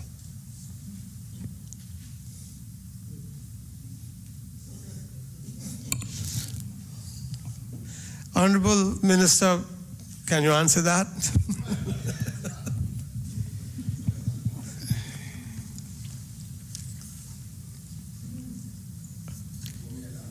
Do we need more elaboration from the member? Yeah, I don't know if the member is trying to find out something in particular, but he's very aware of all of the works that we've done. We've had town hall meetings. As I said, surveys have been done. We've been doing a lot of background work, if I should say, describe it that way. So, but if there's something in particular the member would like to know about, I'm happy to try and provide that answer. Honourable Member for Georgetown Central. Thank you, Mr. Speaker. Just for clarity for the Honourable Minister, what I'm trying to establish is that there was a campaign promise to do a revitalization of Georgetown by this leading administration. So I would like to know what the list of things that have been done in the last 3 3/4 of this administration. So I'm asking you, I heard what you listed just now in your answer. Is there anything else outside of the things you've listed on here that has been done in the last 3 3/4 years, so that people can assess whether or not you've fulfilled your commitment to the Georgetown revitalization or not? If that makes it more clear. Honourable Minister, do you want to take some time to collect your thoughts on that, or you feel that that's something you can answer immediately? I will try my best to answer that. I guess this is politics. It's politics time now. Mr. Speaker, Central Business District enhancement, that aspect of it is a complete redesign and enhancement of Cardinal Avenue, Post Office intersection, and Edward Street and Main Street. Scope includes resurfacing of asphalt to pavers, addition of an integrated pedestrian crossing, urban street lamps, underground utilities on Edward and Main Street, new curbing, drainage, and proposed mature local trees, and urban furniture including benches, planters, and garbage containers. Construction documents in the business case are complete, including a full survey of the town center from boundary to boundary. We're currently at the Enterprise Procurement Committee level, the EPC, for public tender approval, and work is expected to start in December or January of 2021, delayed due to the COVID-19 pandemic. The Heroes Square Enhancement Project, Phase 2, works includes the addition of marble bus monuments, redesigned fountain with marble tile upgrades, mature local shade trees, urban street lamps, pavers, flag poles, and benches. Construction drawings are complete, and we are getting ready to tender the project this week. Traffic and parking study, a study of the existing parking and traffic impact study in the revitalization area, currently being assessed by APEC engineers and traffic consultants, and should be completed by the end of October. The Urban Lighting Program is a joint partnership with Caribbean Utilities Company to bring proper LED street lamps to the Central Business District. The lamps have been selected and specified and currently being ordered by CUC. Parking Facility RFI and RFP solution-based initiative based on the revitalization plan to see the feasibility and costs associated with building a parking facility at strategic locations. Sorry, I have a lot to say, sir. It's been 3.5 years I've been working at this, so I will. Working groups formed to do a request for information, and the request for proposals should follow by the end of this month. Hogstye Bay North Terminal. This is a partnership with CUC and the Port Authority to resurface the taxi slip to stamp asphalt and addition of street lamps to the taxi slip area. Stamp asphalt area completed, and we are awaiting the arrival of the street lamps, which were, I said, previously ordered by CUC. I mentioned earlier this Scranton Park, in which we are assisting that community with the development of the park. As I said, they had a meeting yesterday evening with the town manager, and so I know things are progressing well. The upgrade of the 13E166 Georgetown Courts, that is a property that we hope to acquire from the NHDT National Housing Development Trust, as they have identified and purchased a property on the Linford Pearson Highway, and schematic diagrams have been completed, waiting for the land acquisition process to be completed, as land is in the possession of the NHDT, and this we hope to finally give Georgetown a full park, including an area that we can hold our national heritage festivities, etc., because Georgetown, unlike any other district, do not have a heritage park. Planning code revision, a joint planning code revision between the Georgetown Revitalization Initiative team and the planning department to revise planning codes that would better facilitate the growth and revitalization of Georgetown. They have gone through the cabinet process, and we hope to address those in this sitting of the LA. The city furniture program, the addition of benches, planters, garbage receptacles, and display boards. Orders have been placed with landscape forms expected on island in early December. Hop-on, hop-off shuttle service. The addition of 2 to 3 electrical or low-fuel urban passenger shuttle with prescribed schedules and routes. The routes have been mapped and the schedules put in place. Price has been received to use local tour buses in the interim to do the routes, with the EV low-fuel RFP is 90% completed and should be put out within the next few weeks. It is anticipated that we will use the coaster buses provided by local tour companies in the interim until tourism returns. The Park and Ride bus service, Park and Ride facility identified to assist in local island-wide shuttle services, met with the Cayman Islands Credit Union Board in regards to using credit union parking area, and preliminary drawings are being submitted for approval. This is where you'll be able to either bus into town or drive into town, park at the facility in a lit and safe facility, and then jump on the hop-on, hop-off bus around town with a prescribed route. They'll be identified with the logo, the drop-off and pick-up areas, so that you can move around safely and comfortably. The office also held the Street Food Festival and a Saturday Night Live festivals, which were all interrupted due to COVID-19.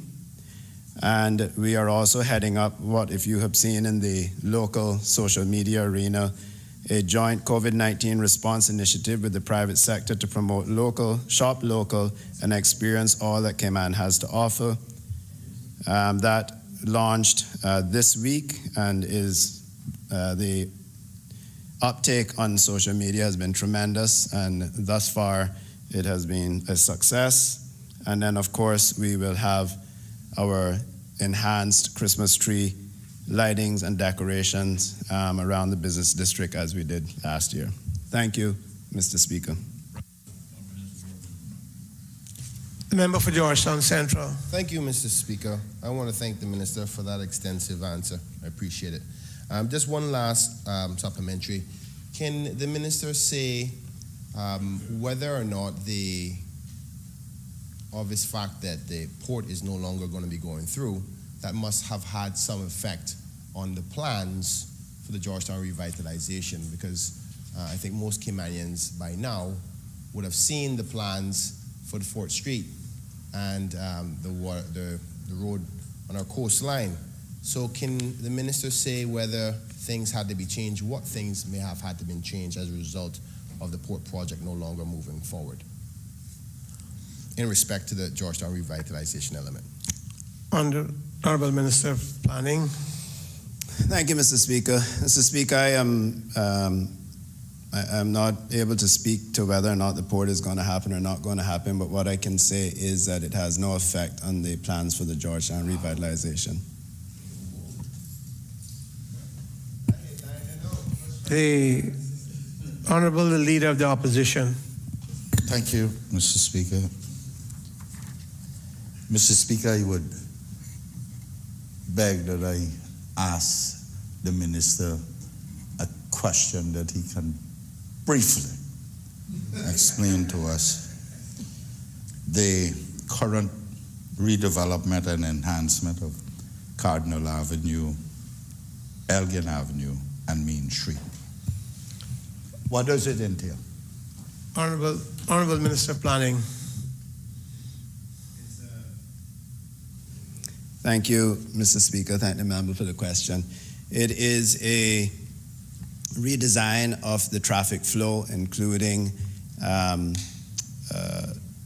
larger pedestrianized areas and crossings, major crossings. We have the ability, there'll be bolsters in certain areas that we have the ability to close off the area if there's going to be events there, etc. And there'll be a feature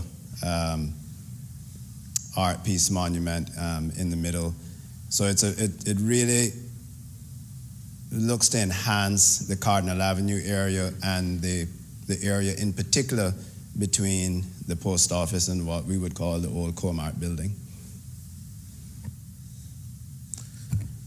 The Honorable Leader of the Opposition. Thank you, Mr. Speaker. Mr. Speaker, the minister is focusing on pedestrianizing some of the Georgetown. Are there any plans to redevelop the roads on the outskirts of Georgetown, on the perimeter of Georgetown, to facilitate that? Like Walker's Road and what's the name? The one there by Moringa Town and South Church Street. Boilers Road, yes. Thank the member. Honorable Minister. Thank you, Mr. Speaker. There are a couple of initiatives, and when the pedestrianizing may be small areas, but when I talk about enhanced pedestrian crossings, it's the much larger city sort of pedestrian crossings. It's very hard to describe without showing the drawings. However, yes, we are approaching this with a very comprehensive. I spoke earlier about the RFI that should be coming out on public parking. We feel that is key as well, that persons have the ability to park in these public parkings.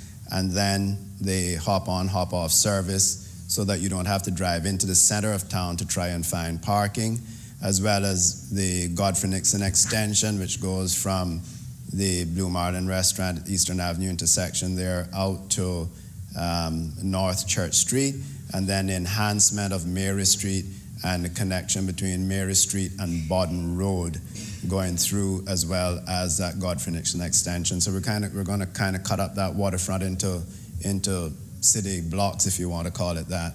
And so you'll be able to travel on the outskirts connecting. The works that were done on Smith Road were a part of it. We also, and the, what's the road in front of Government Building by Immigration? Humber Avenue. And then, of course, we hope to connect the Shedden Road to the Elgin Avenue. So yes, we are looking at the perimeters. The Leader of the Opposition. Thank you, Mr. Speaker. Mr. Speaker, I think the minister said they have had discussions with proprietors in Georgetown.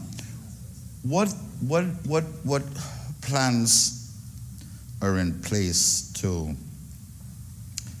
for the proprietors of Georgetown's involvement?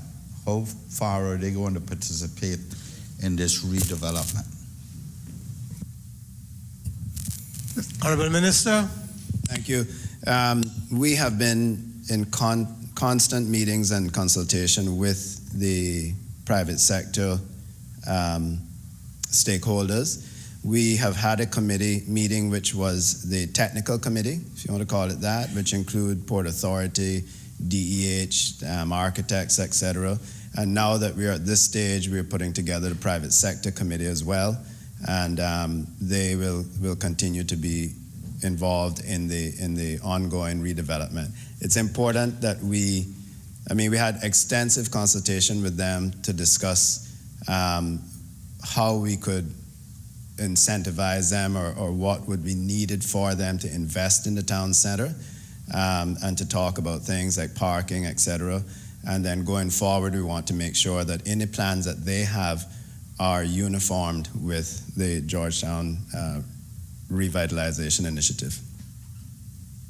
Mr. Speaker, I thank the Minister for that, because we have all said at one stage or the other that the revitalization of Georgetown, which I started many years ago, would not proceed to the point where we wanted it unless the proprietors partake in it, and we need to give them incentives to do that, duty-free and stuff, to redevelop their buildings and the multi-use development, condos and penthouses and the likes. But they're not going to participate in it unless we give them something, and it shouldn't be one-sided government only. My question on this pilot park surrounds, Mr. Speaker, this is something that didn't just start today. The idea came up many years ago, but we're trying to get one of two places. The cricket field, when the Minister for Education was trying to move the cricket field by the UCCI, and I was trying to steal where the cricket field is to do parking, and then that didn't materialize, and where the farmers market, all that. But then I went across the road to that gentleman and was going in some agreement with him that we would enhance that, fill it in, and we had all of the information on buses. I think it was 12, 13 buses we figured would take people into town, like 50 cents a day for parking and the likes. I hear the minister say that we're going to use credit union. I don't know if that, I didn't know if that was sufficient parking. Has any other consideration been given for larger parcels of land so that we need at least 500-600 parking spots for us to be able to do it? But in conjunction with that, there would be no parallel parking in Georgetown then. Well, true. Right. Yeah, but they would, in conjunction with what those plans were then, there would be no parallel parking, street parallel parking in Georgetown. Minister, you care to reply?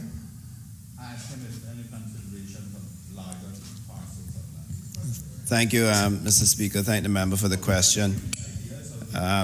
And yes, we are, again, the private sector is extremely important in this initiative, and we have several projects waiting on some of the changes to the upcoming planning regulations and laws. We've already seen an uptake, and we've been working with, you see the coffee shop next door, the redevelopment of the CIBC building into now retail. There'll be a gym there, there'll be restaurants there, and we are working with about 3 other developers who are getting ready to launch major projects in the town center. The hop-on, hop-off will be an important aspect of that, and this is a pilot program, and you are right. The space will be initially limited there at the credit union. We are looking at surrounding lands, and we're looking to see whether or not we actually need to have another one on the opposite side of town. So persons coming in from West Bay would have a place to park without actually having to make the trip in through town or through the very busy Butterfield roundabout there. So these are all the things we're looking at. We're going to use the opportunity to provide some revenue to these tour companies and the opportunity to further assess the uptake on the hop-on, hop-off so we can properly plan for it.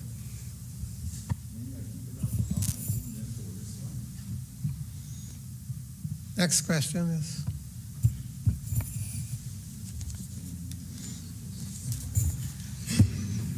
The elected member for Newlands to ask the Honourable Minister of Education, Youth, Sports, Agriculture and Lands. Question number 1. The elected member for Newlands. Thank you, Mr. Speaker. Mr. Speaker, I rise to ask question number 1 in order paper to the Honourable Minister of Education.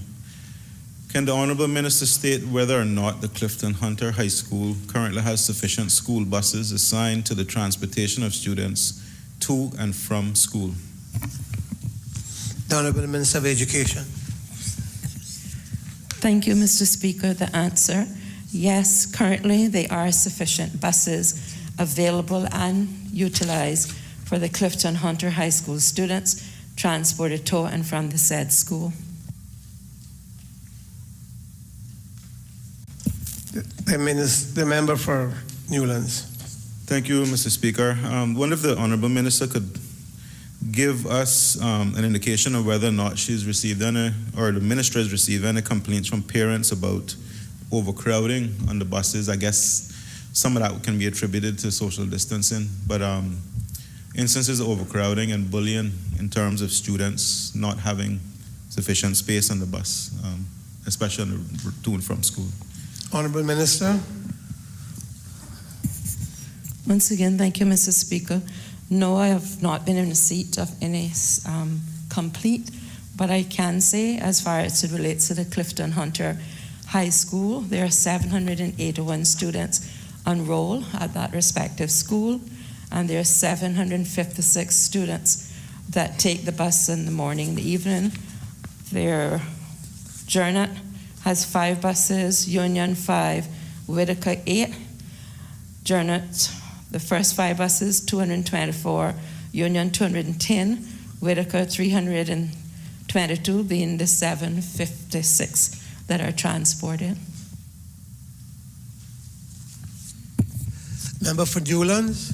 Thank you, Mr. Speaker. And I won't belabor this, but I would ask the Minister if she could give an undertaking to look into the situation, because I've had several complaints now of, from parents in my constituency complaining that students, especially the smaller, weaker ones, I would say, are being bullied, fighting over seats, and in one instance, a child actually fell off the seat because she was hanging onto the edge. There's not enough space.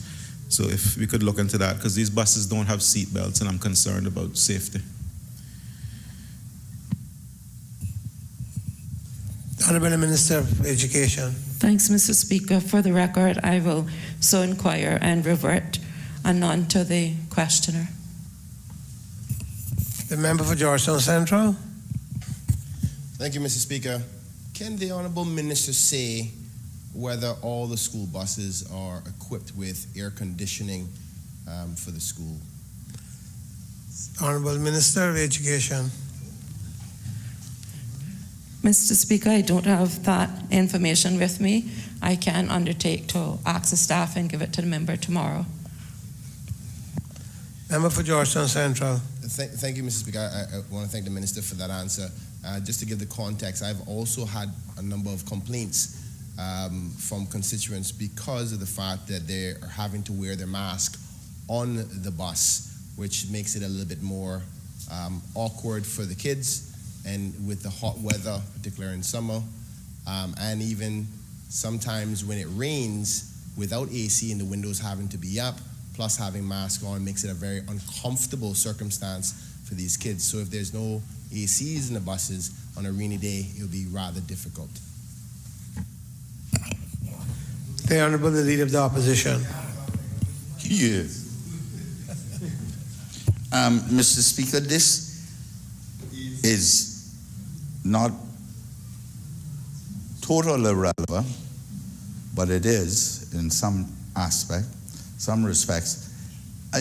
I'm looking to get a commitment from the minister that she will work with the minister for the deputy premier and the minister for licensing and the governor somehow, that we get some amendments to this House on all those laws about public transport, about the installation of cameras in those buses, because on a daily basis we see people overtaking these buses and there is no evidence to prosecute them.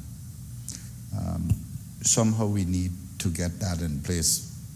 I think the police law allows him to put cameras, but I believe those are fixed cameras to control traffic, if the AG would weigh in on that. But we need to get cameras fitted in these buses in order that, and then amend the law, public transport and otherwise, to ensure that people can be prosecuted with that evidence from those cameras. And I would ask the minister if she could somehow try to coordinate this to protect our children, our school children. And it should also include in those school zones.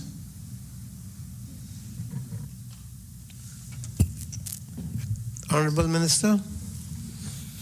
Thank you, Mr. Speaker, and thank you to the Honorable Leader of the Opposition. I've made a note and I'll ask my Chief Officer to contact the relevant Chief Officers to see if they can have an interministerial meeting to come to a conclusion which would bring the safety of our students of paramount consideration.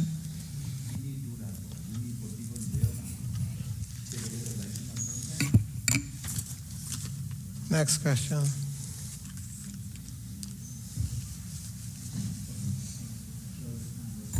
The elected member for Georgetown Central to ask the Honourable Minister of Commerce, Planning and Infrastructure. Question number 3. The member for Georgetown Central. Thank you, Mr. Speaker.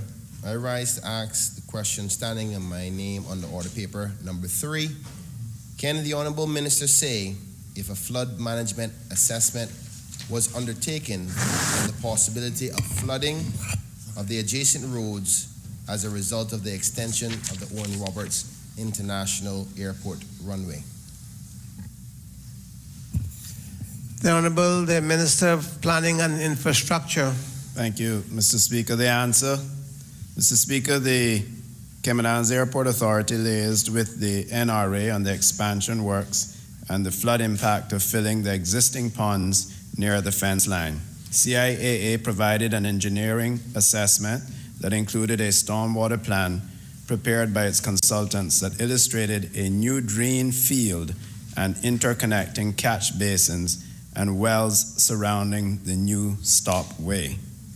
For redundancy, the NRA also added 14 new drain wells along both sides of the section of Crew Road that runs adjacent to the stopway. Member for Georgetown Central. Thank you, Mr. Speaker. Can the minister say if the CIAA followed the strategic implementation plan for stormwater management related to flooding and drainage? Honourable Minister. Thank you, Mr. Chairman. As I said earlier, the CIA provided an engineering assessment that included a stormwater plan prepared by its consultants that illustrated a new drain field and interconnecting catch basins and wells surrounding the new stopway. And so they did liaison and provide a proper engineering study. Member for Georgetown Central. Thank you, Mr. Speaker. I'm not sure to take that answer as a yes or a no, but I can repeat the question, Mr. Speaker. Can the minister say if they followed the strategic implementation plan for stormwater management related to flooding and drainage?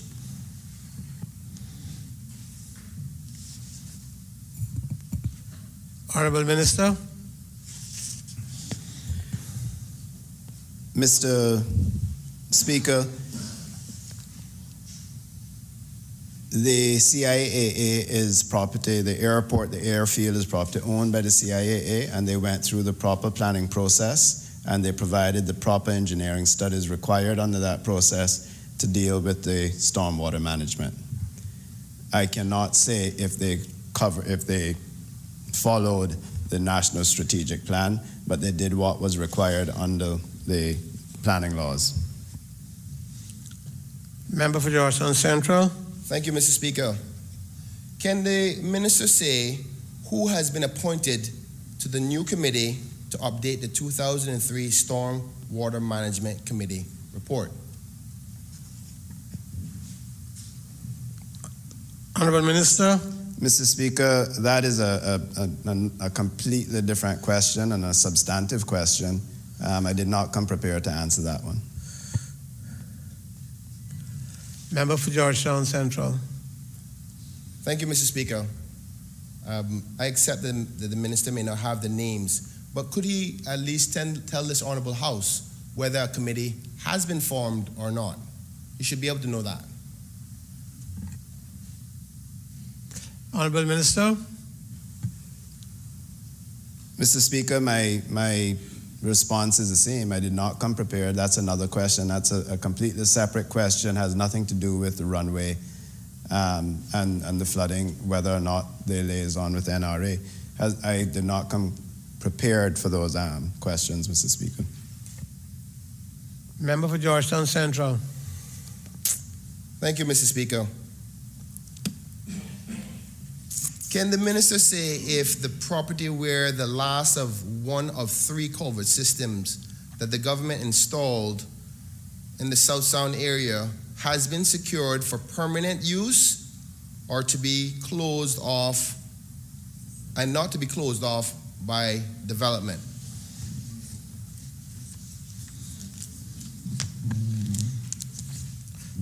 Honorable Minister. Can you answer that question? Mr. Speaker, these are completely new questions. If the member wanted answers to these questions, I would have thought he would have submitted those questions.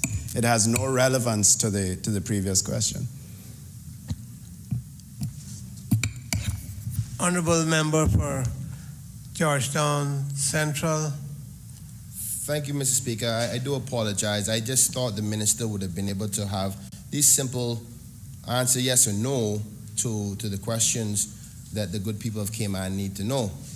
But if he would like to provide the Honorable House and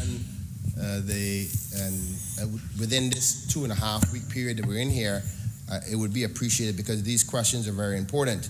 Also, Mr. Speaker, this is a commitment that the minister himself made to this Honorable House back in 2018 to have any kind of stormwater plans implemented in this country would follow, in his words, the SWMC, and that he would have it updated in short order. Now, it's been 2 years, and I would hate to want to read the Hansards as to his commitment to the people of the Cayman Islands and to me as my motion that he has not followed. He doesn't even know if there's a committee membership. Mr. Speaker. Mr. Speaker, I did not say I did not know. I told the member that I did not come prepared to answer that question. These have nothing to do with the questions that he presented to the House, that he filed with the House. This is completely out of protocol. This has nothing to do with the substantive question that he tabled in the House. Honorable Member, I understand your eagerness to get these matters addressed. But the minister, even though you feel that they are short or quick answers, he's not ready. So can you move on to something else, or do you? Yes, Mr. Speaker, I want to thank you for highlighting that to me, but I would dispute the fact that this is not a relevant subject.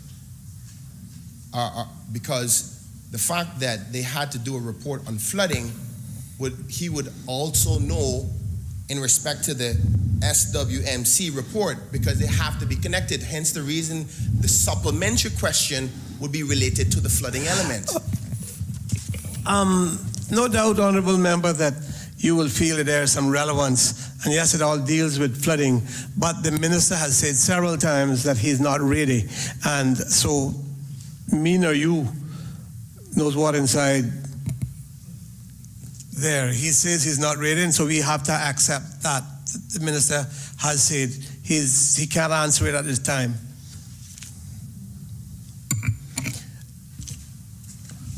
Can we move on then, if there's no more supplementaries?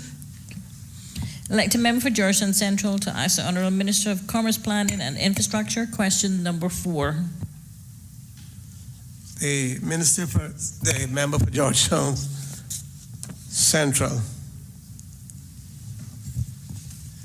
Thank you, Mr. Speaker. I rise to ask the question, standing in my name on the order paper, question number 4. Can the Honourable Minister say, how does the National Roads Authority decide whether to use chip and spray as opposed to tarmac to cover roads?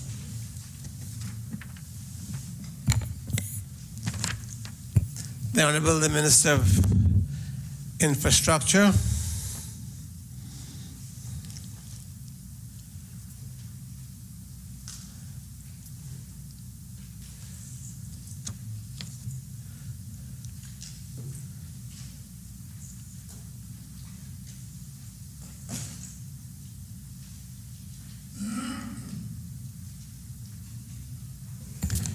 Thank you, Mr. Speaker.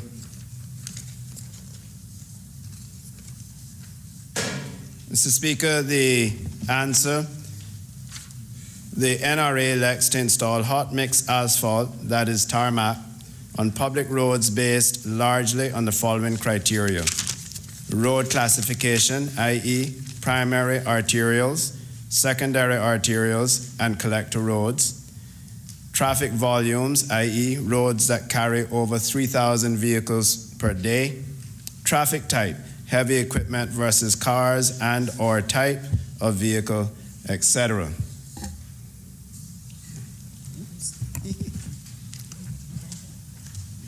The member for Georgetown Central. Thank you, Mr. Speaker. I want the minister to forgive me with my lack of knowledge of how the engineering elements of road works are. So some of my questions may seem kind of novice, but I want him to work with me so we can help the public also, who are not professionals in this field, to understand. Now, Mr. Speaker, the minister answered, but I'm not sure if hot mix asphalt is the same as chip and spray, because we as the average person on the road, we see those nice plain flat roads when they're done, and then we see some roads that are got these gravels all over the place and there's tar underneath it. Does this answer go to chip and spray, because in it doesn't say chip and spray, or does it go to asphalt? Forgive my innocence in respect to this. Honourable Minister. Thank you, Mr. Speaker. Mr. Speaker, the answer was the criteria that they used, and if he specifically would like to know when chip and spray is used, that is used. Chip and spray roads are primarily subdivision roads that are only frequented by typical light or moderate vehicle traffic. Member for Georgetown Central. Thank you, Mr. Speaker. Maybe that should have been the answer first. Mr. Speaker, can the minister say if the chip and spray protocol for roads meet the criteria for the traffic laws and speed limit safety equations? Now, if the minister would like me to elaborate on that, I'd be happy to. But I think he may get what I'm trying to say.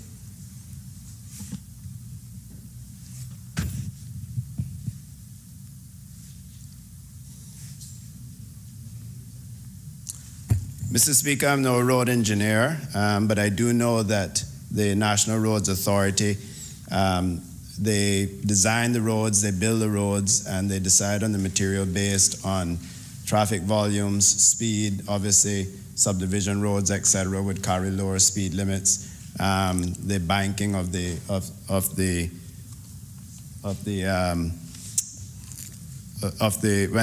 design of the roads.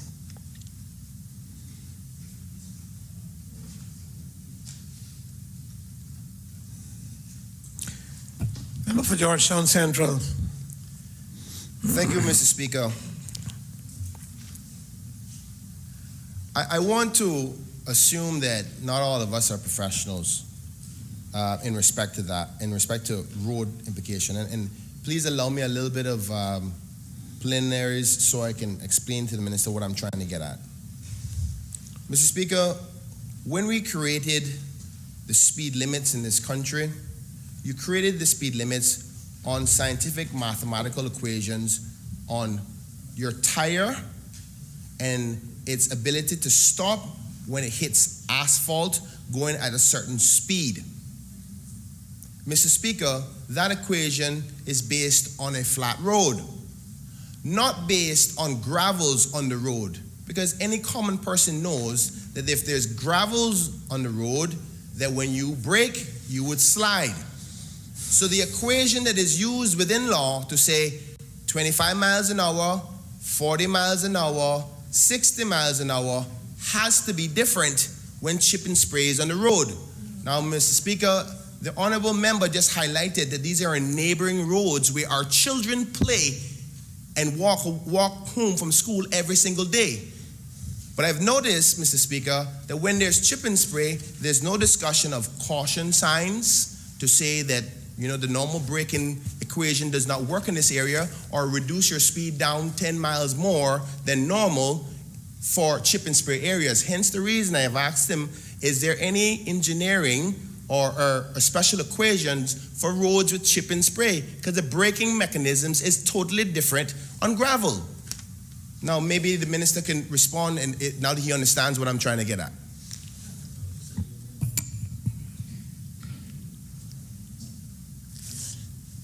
Thank you, Mr. Speaker. I'll try and respond to that. As I said, the chip and spray, which is not gravel, a gravel road is different from a chip and spray road, is used in the lighter travel areas, 25 miles per hour, and the safety standards for 25 miles per hour, or the chip and spray, can be used safely in roads with the speed limits of 25 miles per hour. The NRA in providing this form of pavement, as you know, once it goes down, they'll come and they'll brush off the loose gravel. They use watering trucks. I was watching them at Courts Road this morning, wetting down the road, keeping the dust to a minimum and the loose dirt, and they also periodically sweep the road until the surface has leveled off. But I am reliably informed that this is a method that can be used for your subdivision streets, etc., with a speed limit of 25 miles per hour. Member for Georgetown Central. Thank you, Mr. Speaker. I got two supplementaries, but one I don't think I'm going to get the answer to, so I'll just give the heads up to the minister that I'm happy to accept the answer another time. But can the minister offer up some sort of professional report from an engineer that supports the argument that he just said that cars can drive safely at 25 miles an hour on chip and spray roads? I would like to have that provided to myself so I can provide it to the public, because I disagree with you wholly. Secondly, Mr. Speaker, can the minister say when, after the chip and spray is installed, do the NRA officials come back later on and take up the loose gravel? Is there a certain period of time, a month later, after it's set, 2 weeks, 3 months, when?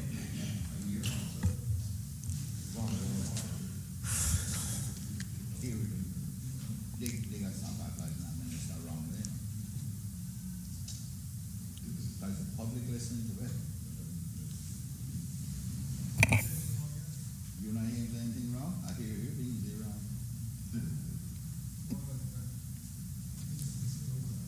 Absolutely.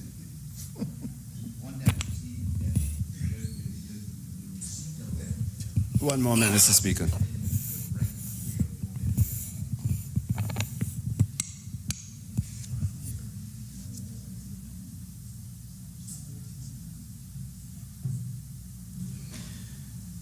Mr. Speaker, I will. Minister, Honourable Minister. Thank you. Yes, I'll certainly provide the member with the specifications or the engineering guidelines on that form of pavement, and on the removal of the loose rocks. It is not done on a set time. They continue to monitor it and provide the sweeping of the road as it's needed. Last supplementary. Thank you, Mr. Speaker. Honourable Member for Georgetown Central. Can the minister give an update on the extension and widening of the Linford Piercing Highway from Angus Way to Bobby Thompson Way?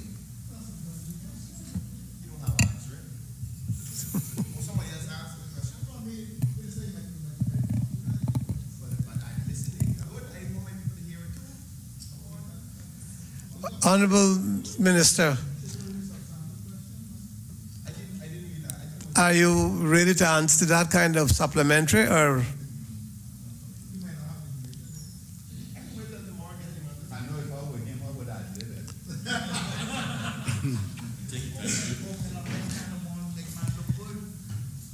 Mr. Speaker, the area identified as Bobby Thompson Way and around by the what we call the next phase two of the Linford Pearson Highway.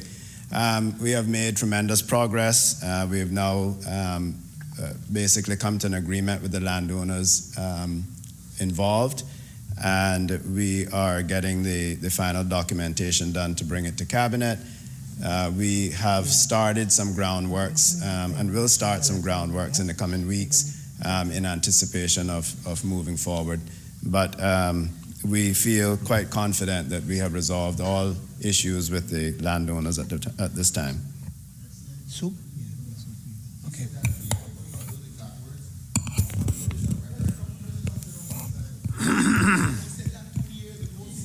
Next item.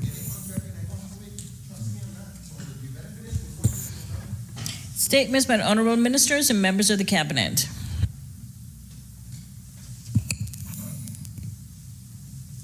I have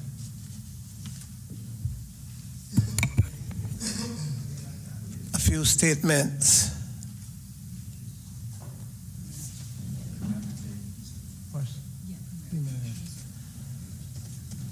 First one, the Honourable the Premier.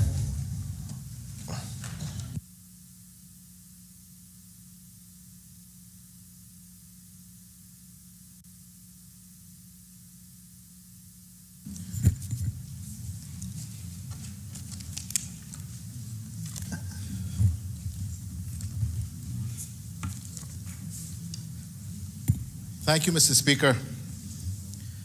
My statement today takes the form of a State of the Nation address.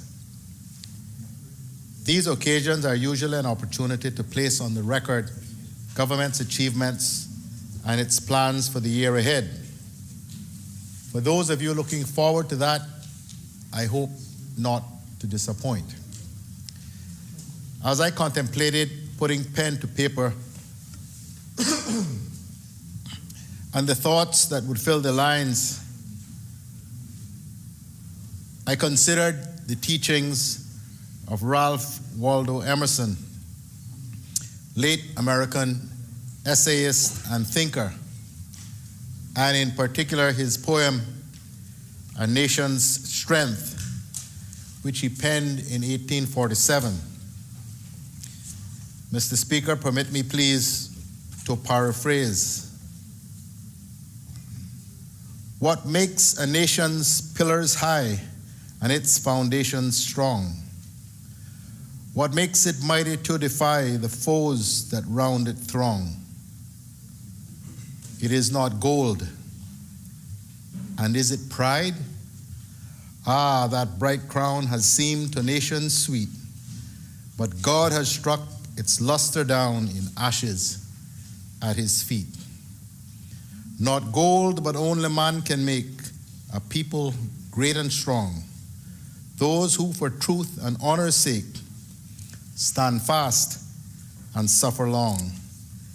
Brave men and women who work while others sleep and who dare while others fly.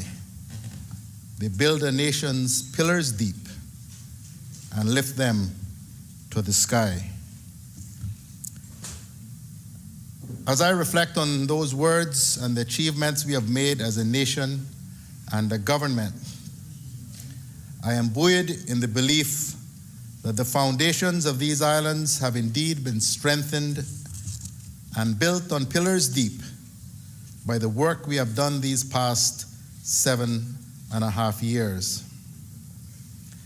And so if I were asked to sum up in one word the strength of our nation as we sit here today, I would use the word resilient. We began this year in a strong fiscal position with the economy continuing to grow and unemployment low. All things this government had promised would be delivered during our term in office. Indeed, for the first 3 months of this year, the country was doing exceptionally well. Cayman's economy grew by 3.2% in 2019, and unemployment was at a low 3.5%.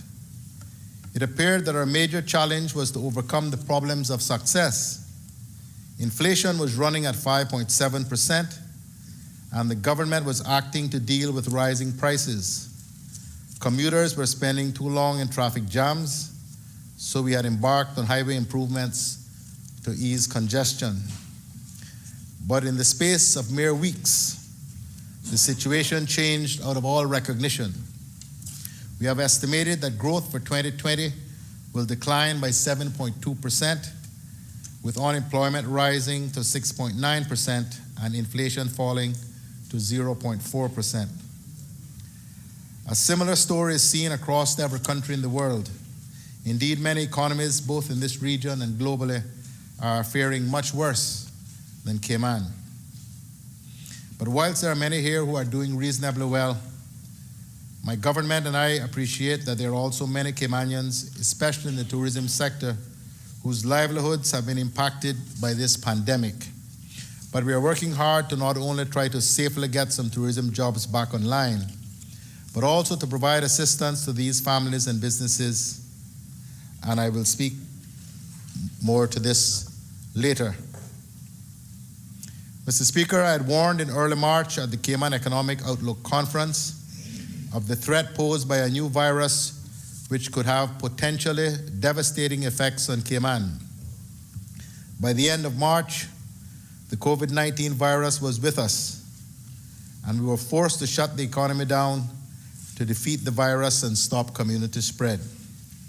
That decisive action was necessary to protect public health and to save lives. Only by taking that firm action could we give ourselves the best chance to rebuild even stronger. The alternative would be death by 1,000 cuts, with repeated lockdown and opening up because we failed to do what we knew had to be done in the first place. Our people would have suffered from the virus itself, while in the long term our economy would have been hit even harder as confidence was adversely impacted. I am not guessing at this. We can all see what is happening in the United States, the United Kingdom, France, and Spain, and elsewhere. That was not an outcome anyone would want. Today, despite our significant challenges, we are doing reasonably well, and our economy has indeed proved to be resilient, and in some cases, even robust, particularly international financial services and much of the domestic sector. Our revenues are impaired but government's finances are still strong and will help us get through most, if not all, of next year. But Mr. Speaker, the world around us, including our major trading partners, is filled with uncertainty. Given the turmoil of the last 7 months, the normal patterns of our society and our economy have been seriously interrupted. As such, it is not easy for us to understand exactly how things will develop as we move into 2021. Equally, there is so much left unknown about how events will unfold from here that it is difficult to plan properly for what is to come. Therefore, Mr. Speaker, I cannot think of a time when it has been more necessary for a Cayman Premier to make such an address as this. Events beyond our control have created a set of circumstances facing these islands today that I think are unparalleled in our still short history as a self-governing nation. But Mr. Speaker, despite the uncertainties around us, of this I am certain, we are to a very great degree still masters of our destiny. We need to move forward as a country and as a people, and to do so determinedly together. Crucially, I'm thinking, Mr. Speaker, of the need to maintain vigilance in the face of the current public health crisis that we are not yet through, and of the need to chart a course back to economic prosperity, and to do so together. One of the things that gives me confidence in our ability to come together, Mr. Speaker, is the experience we have had over the last 7 months. The response of Cayman and its people to the COVID-19 crisis has been a source of considerable pride and inspiration for me, and I believe, Mr. Speaker, for many people. I think all who live and work in these islands should have those same feelings. The response of the community here, both in terms of a willingness to follow the rules the government moved swiftly to put in place, and in the way we have come together to look after each other, is a story we should be proud of. Just last week, again, we saw the community come together in response to a positive case, albeit weakly positive, at the Red Bay Primary School.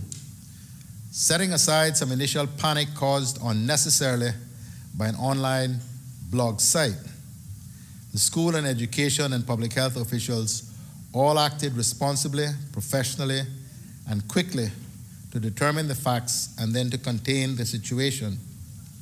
Thankfully, after some 207 tests were done of contacts and possible contacts, there have been no other positive cases found. I am glad the child and her family are well, and I wish them the very best to them, as well as to the many families now quarantined as a result of this incident. But it has served as a good reminder, Mr. Speaker, if we needed to be reminded, that we still need to be vigilant to avoid a serious outbreak and a return to strong measures. We do not want to go back there, Mr. Speaker. I do not want to go back there, and I'm sure none of us do. This government has made some tough decisions over the last 7 months. Tough decisions that have curtailed liberties and impacted the livelihoods of Caymanians and residents in ways that no one on these benches would ever have wanted to see happen in these islands. But it was those measures that have now allowed us to go about our lives in reasonable safety. In that context, Mr. Speaker, I must take this opportunity to thank my colleagues on the government side of the House for their steadfast support during this difficult time. I also want to thank members of the opposition for their support of the government's measures, both in their willingness to support the general effort and the steps that ministers have taken within their ministries. I believe this government has provided exemplary political leadership in a hugely difficult period in Cayman's history. Thanks to His Excellency the Governor and the official members of Cabinet for their support and the long hours of work they have put in to keep these islands safe. The Governor attended every one of the 6 to 5 or so press briefings that we have held since March. The Governor's office played a key role in obtaining necessary equipment and medicines, including the test kits that were such an important game changer for us.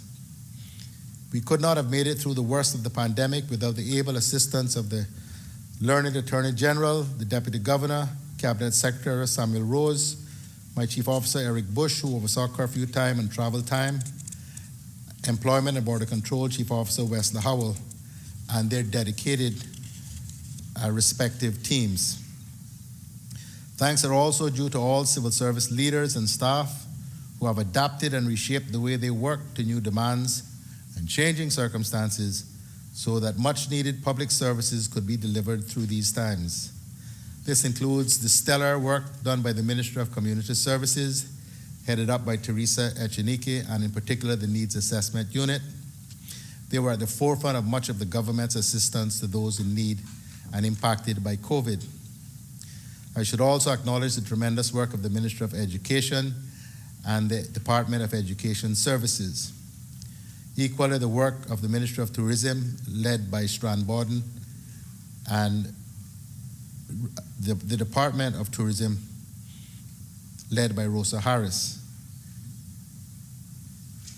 That work deserves recognition and appreciation. It is perhaps invidious to single out an individual amidst the collective effort of this magnitude, but I want to place on the public record my appreciation for the work of Chief Medical Officer Dr. John Lee. His clear and unflustered advice has been crucial to the Governor and I and fellow Cabinet members as we came to terms with the unfolding public health crisis.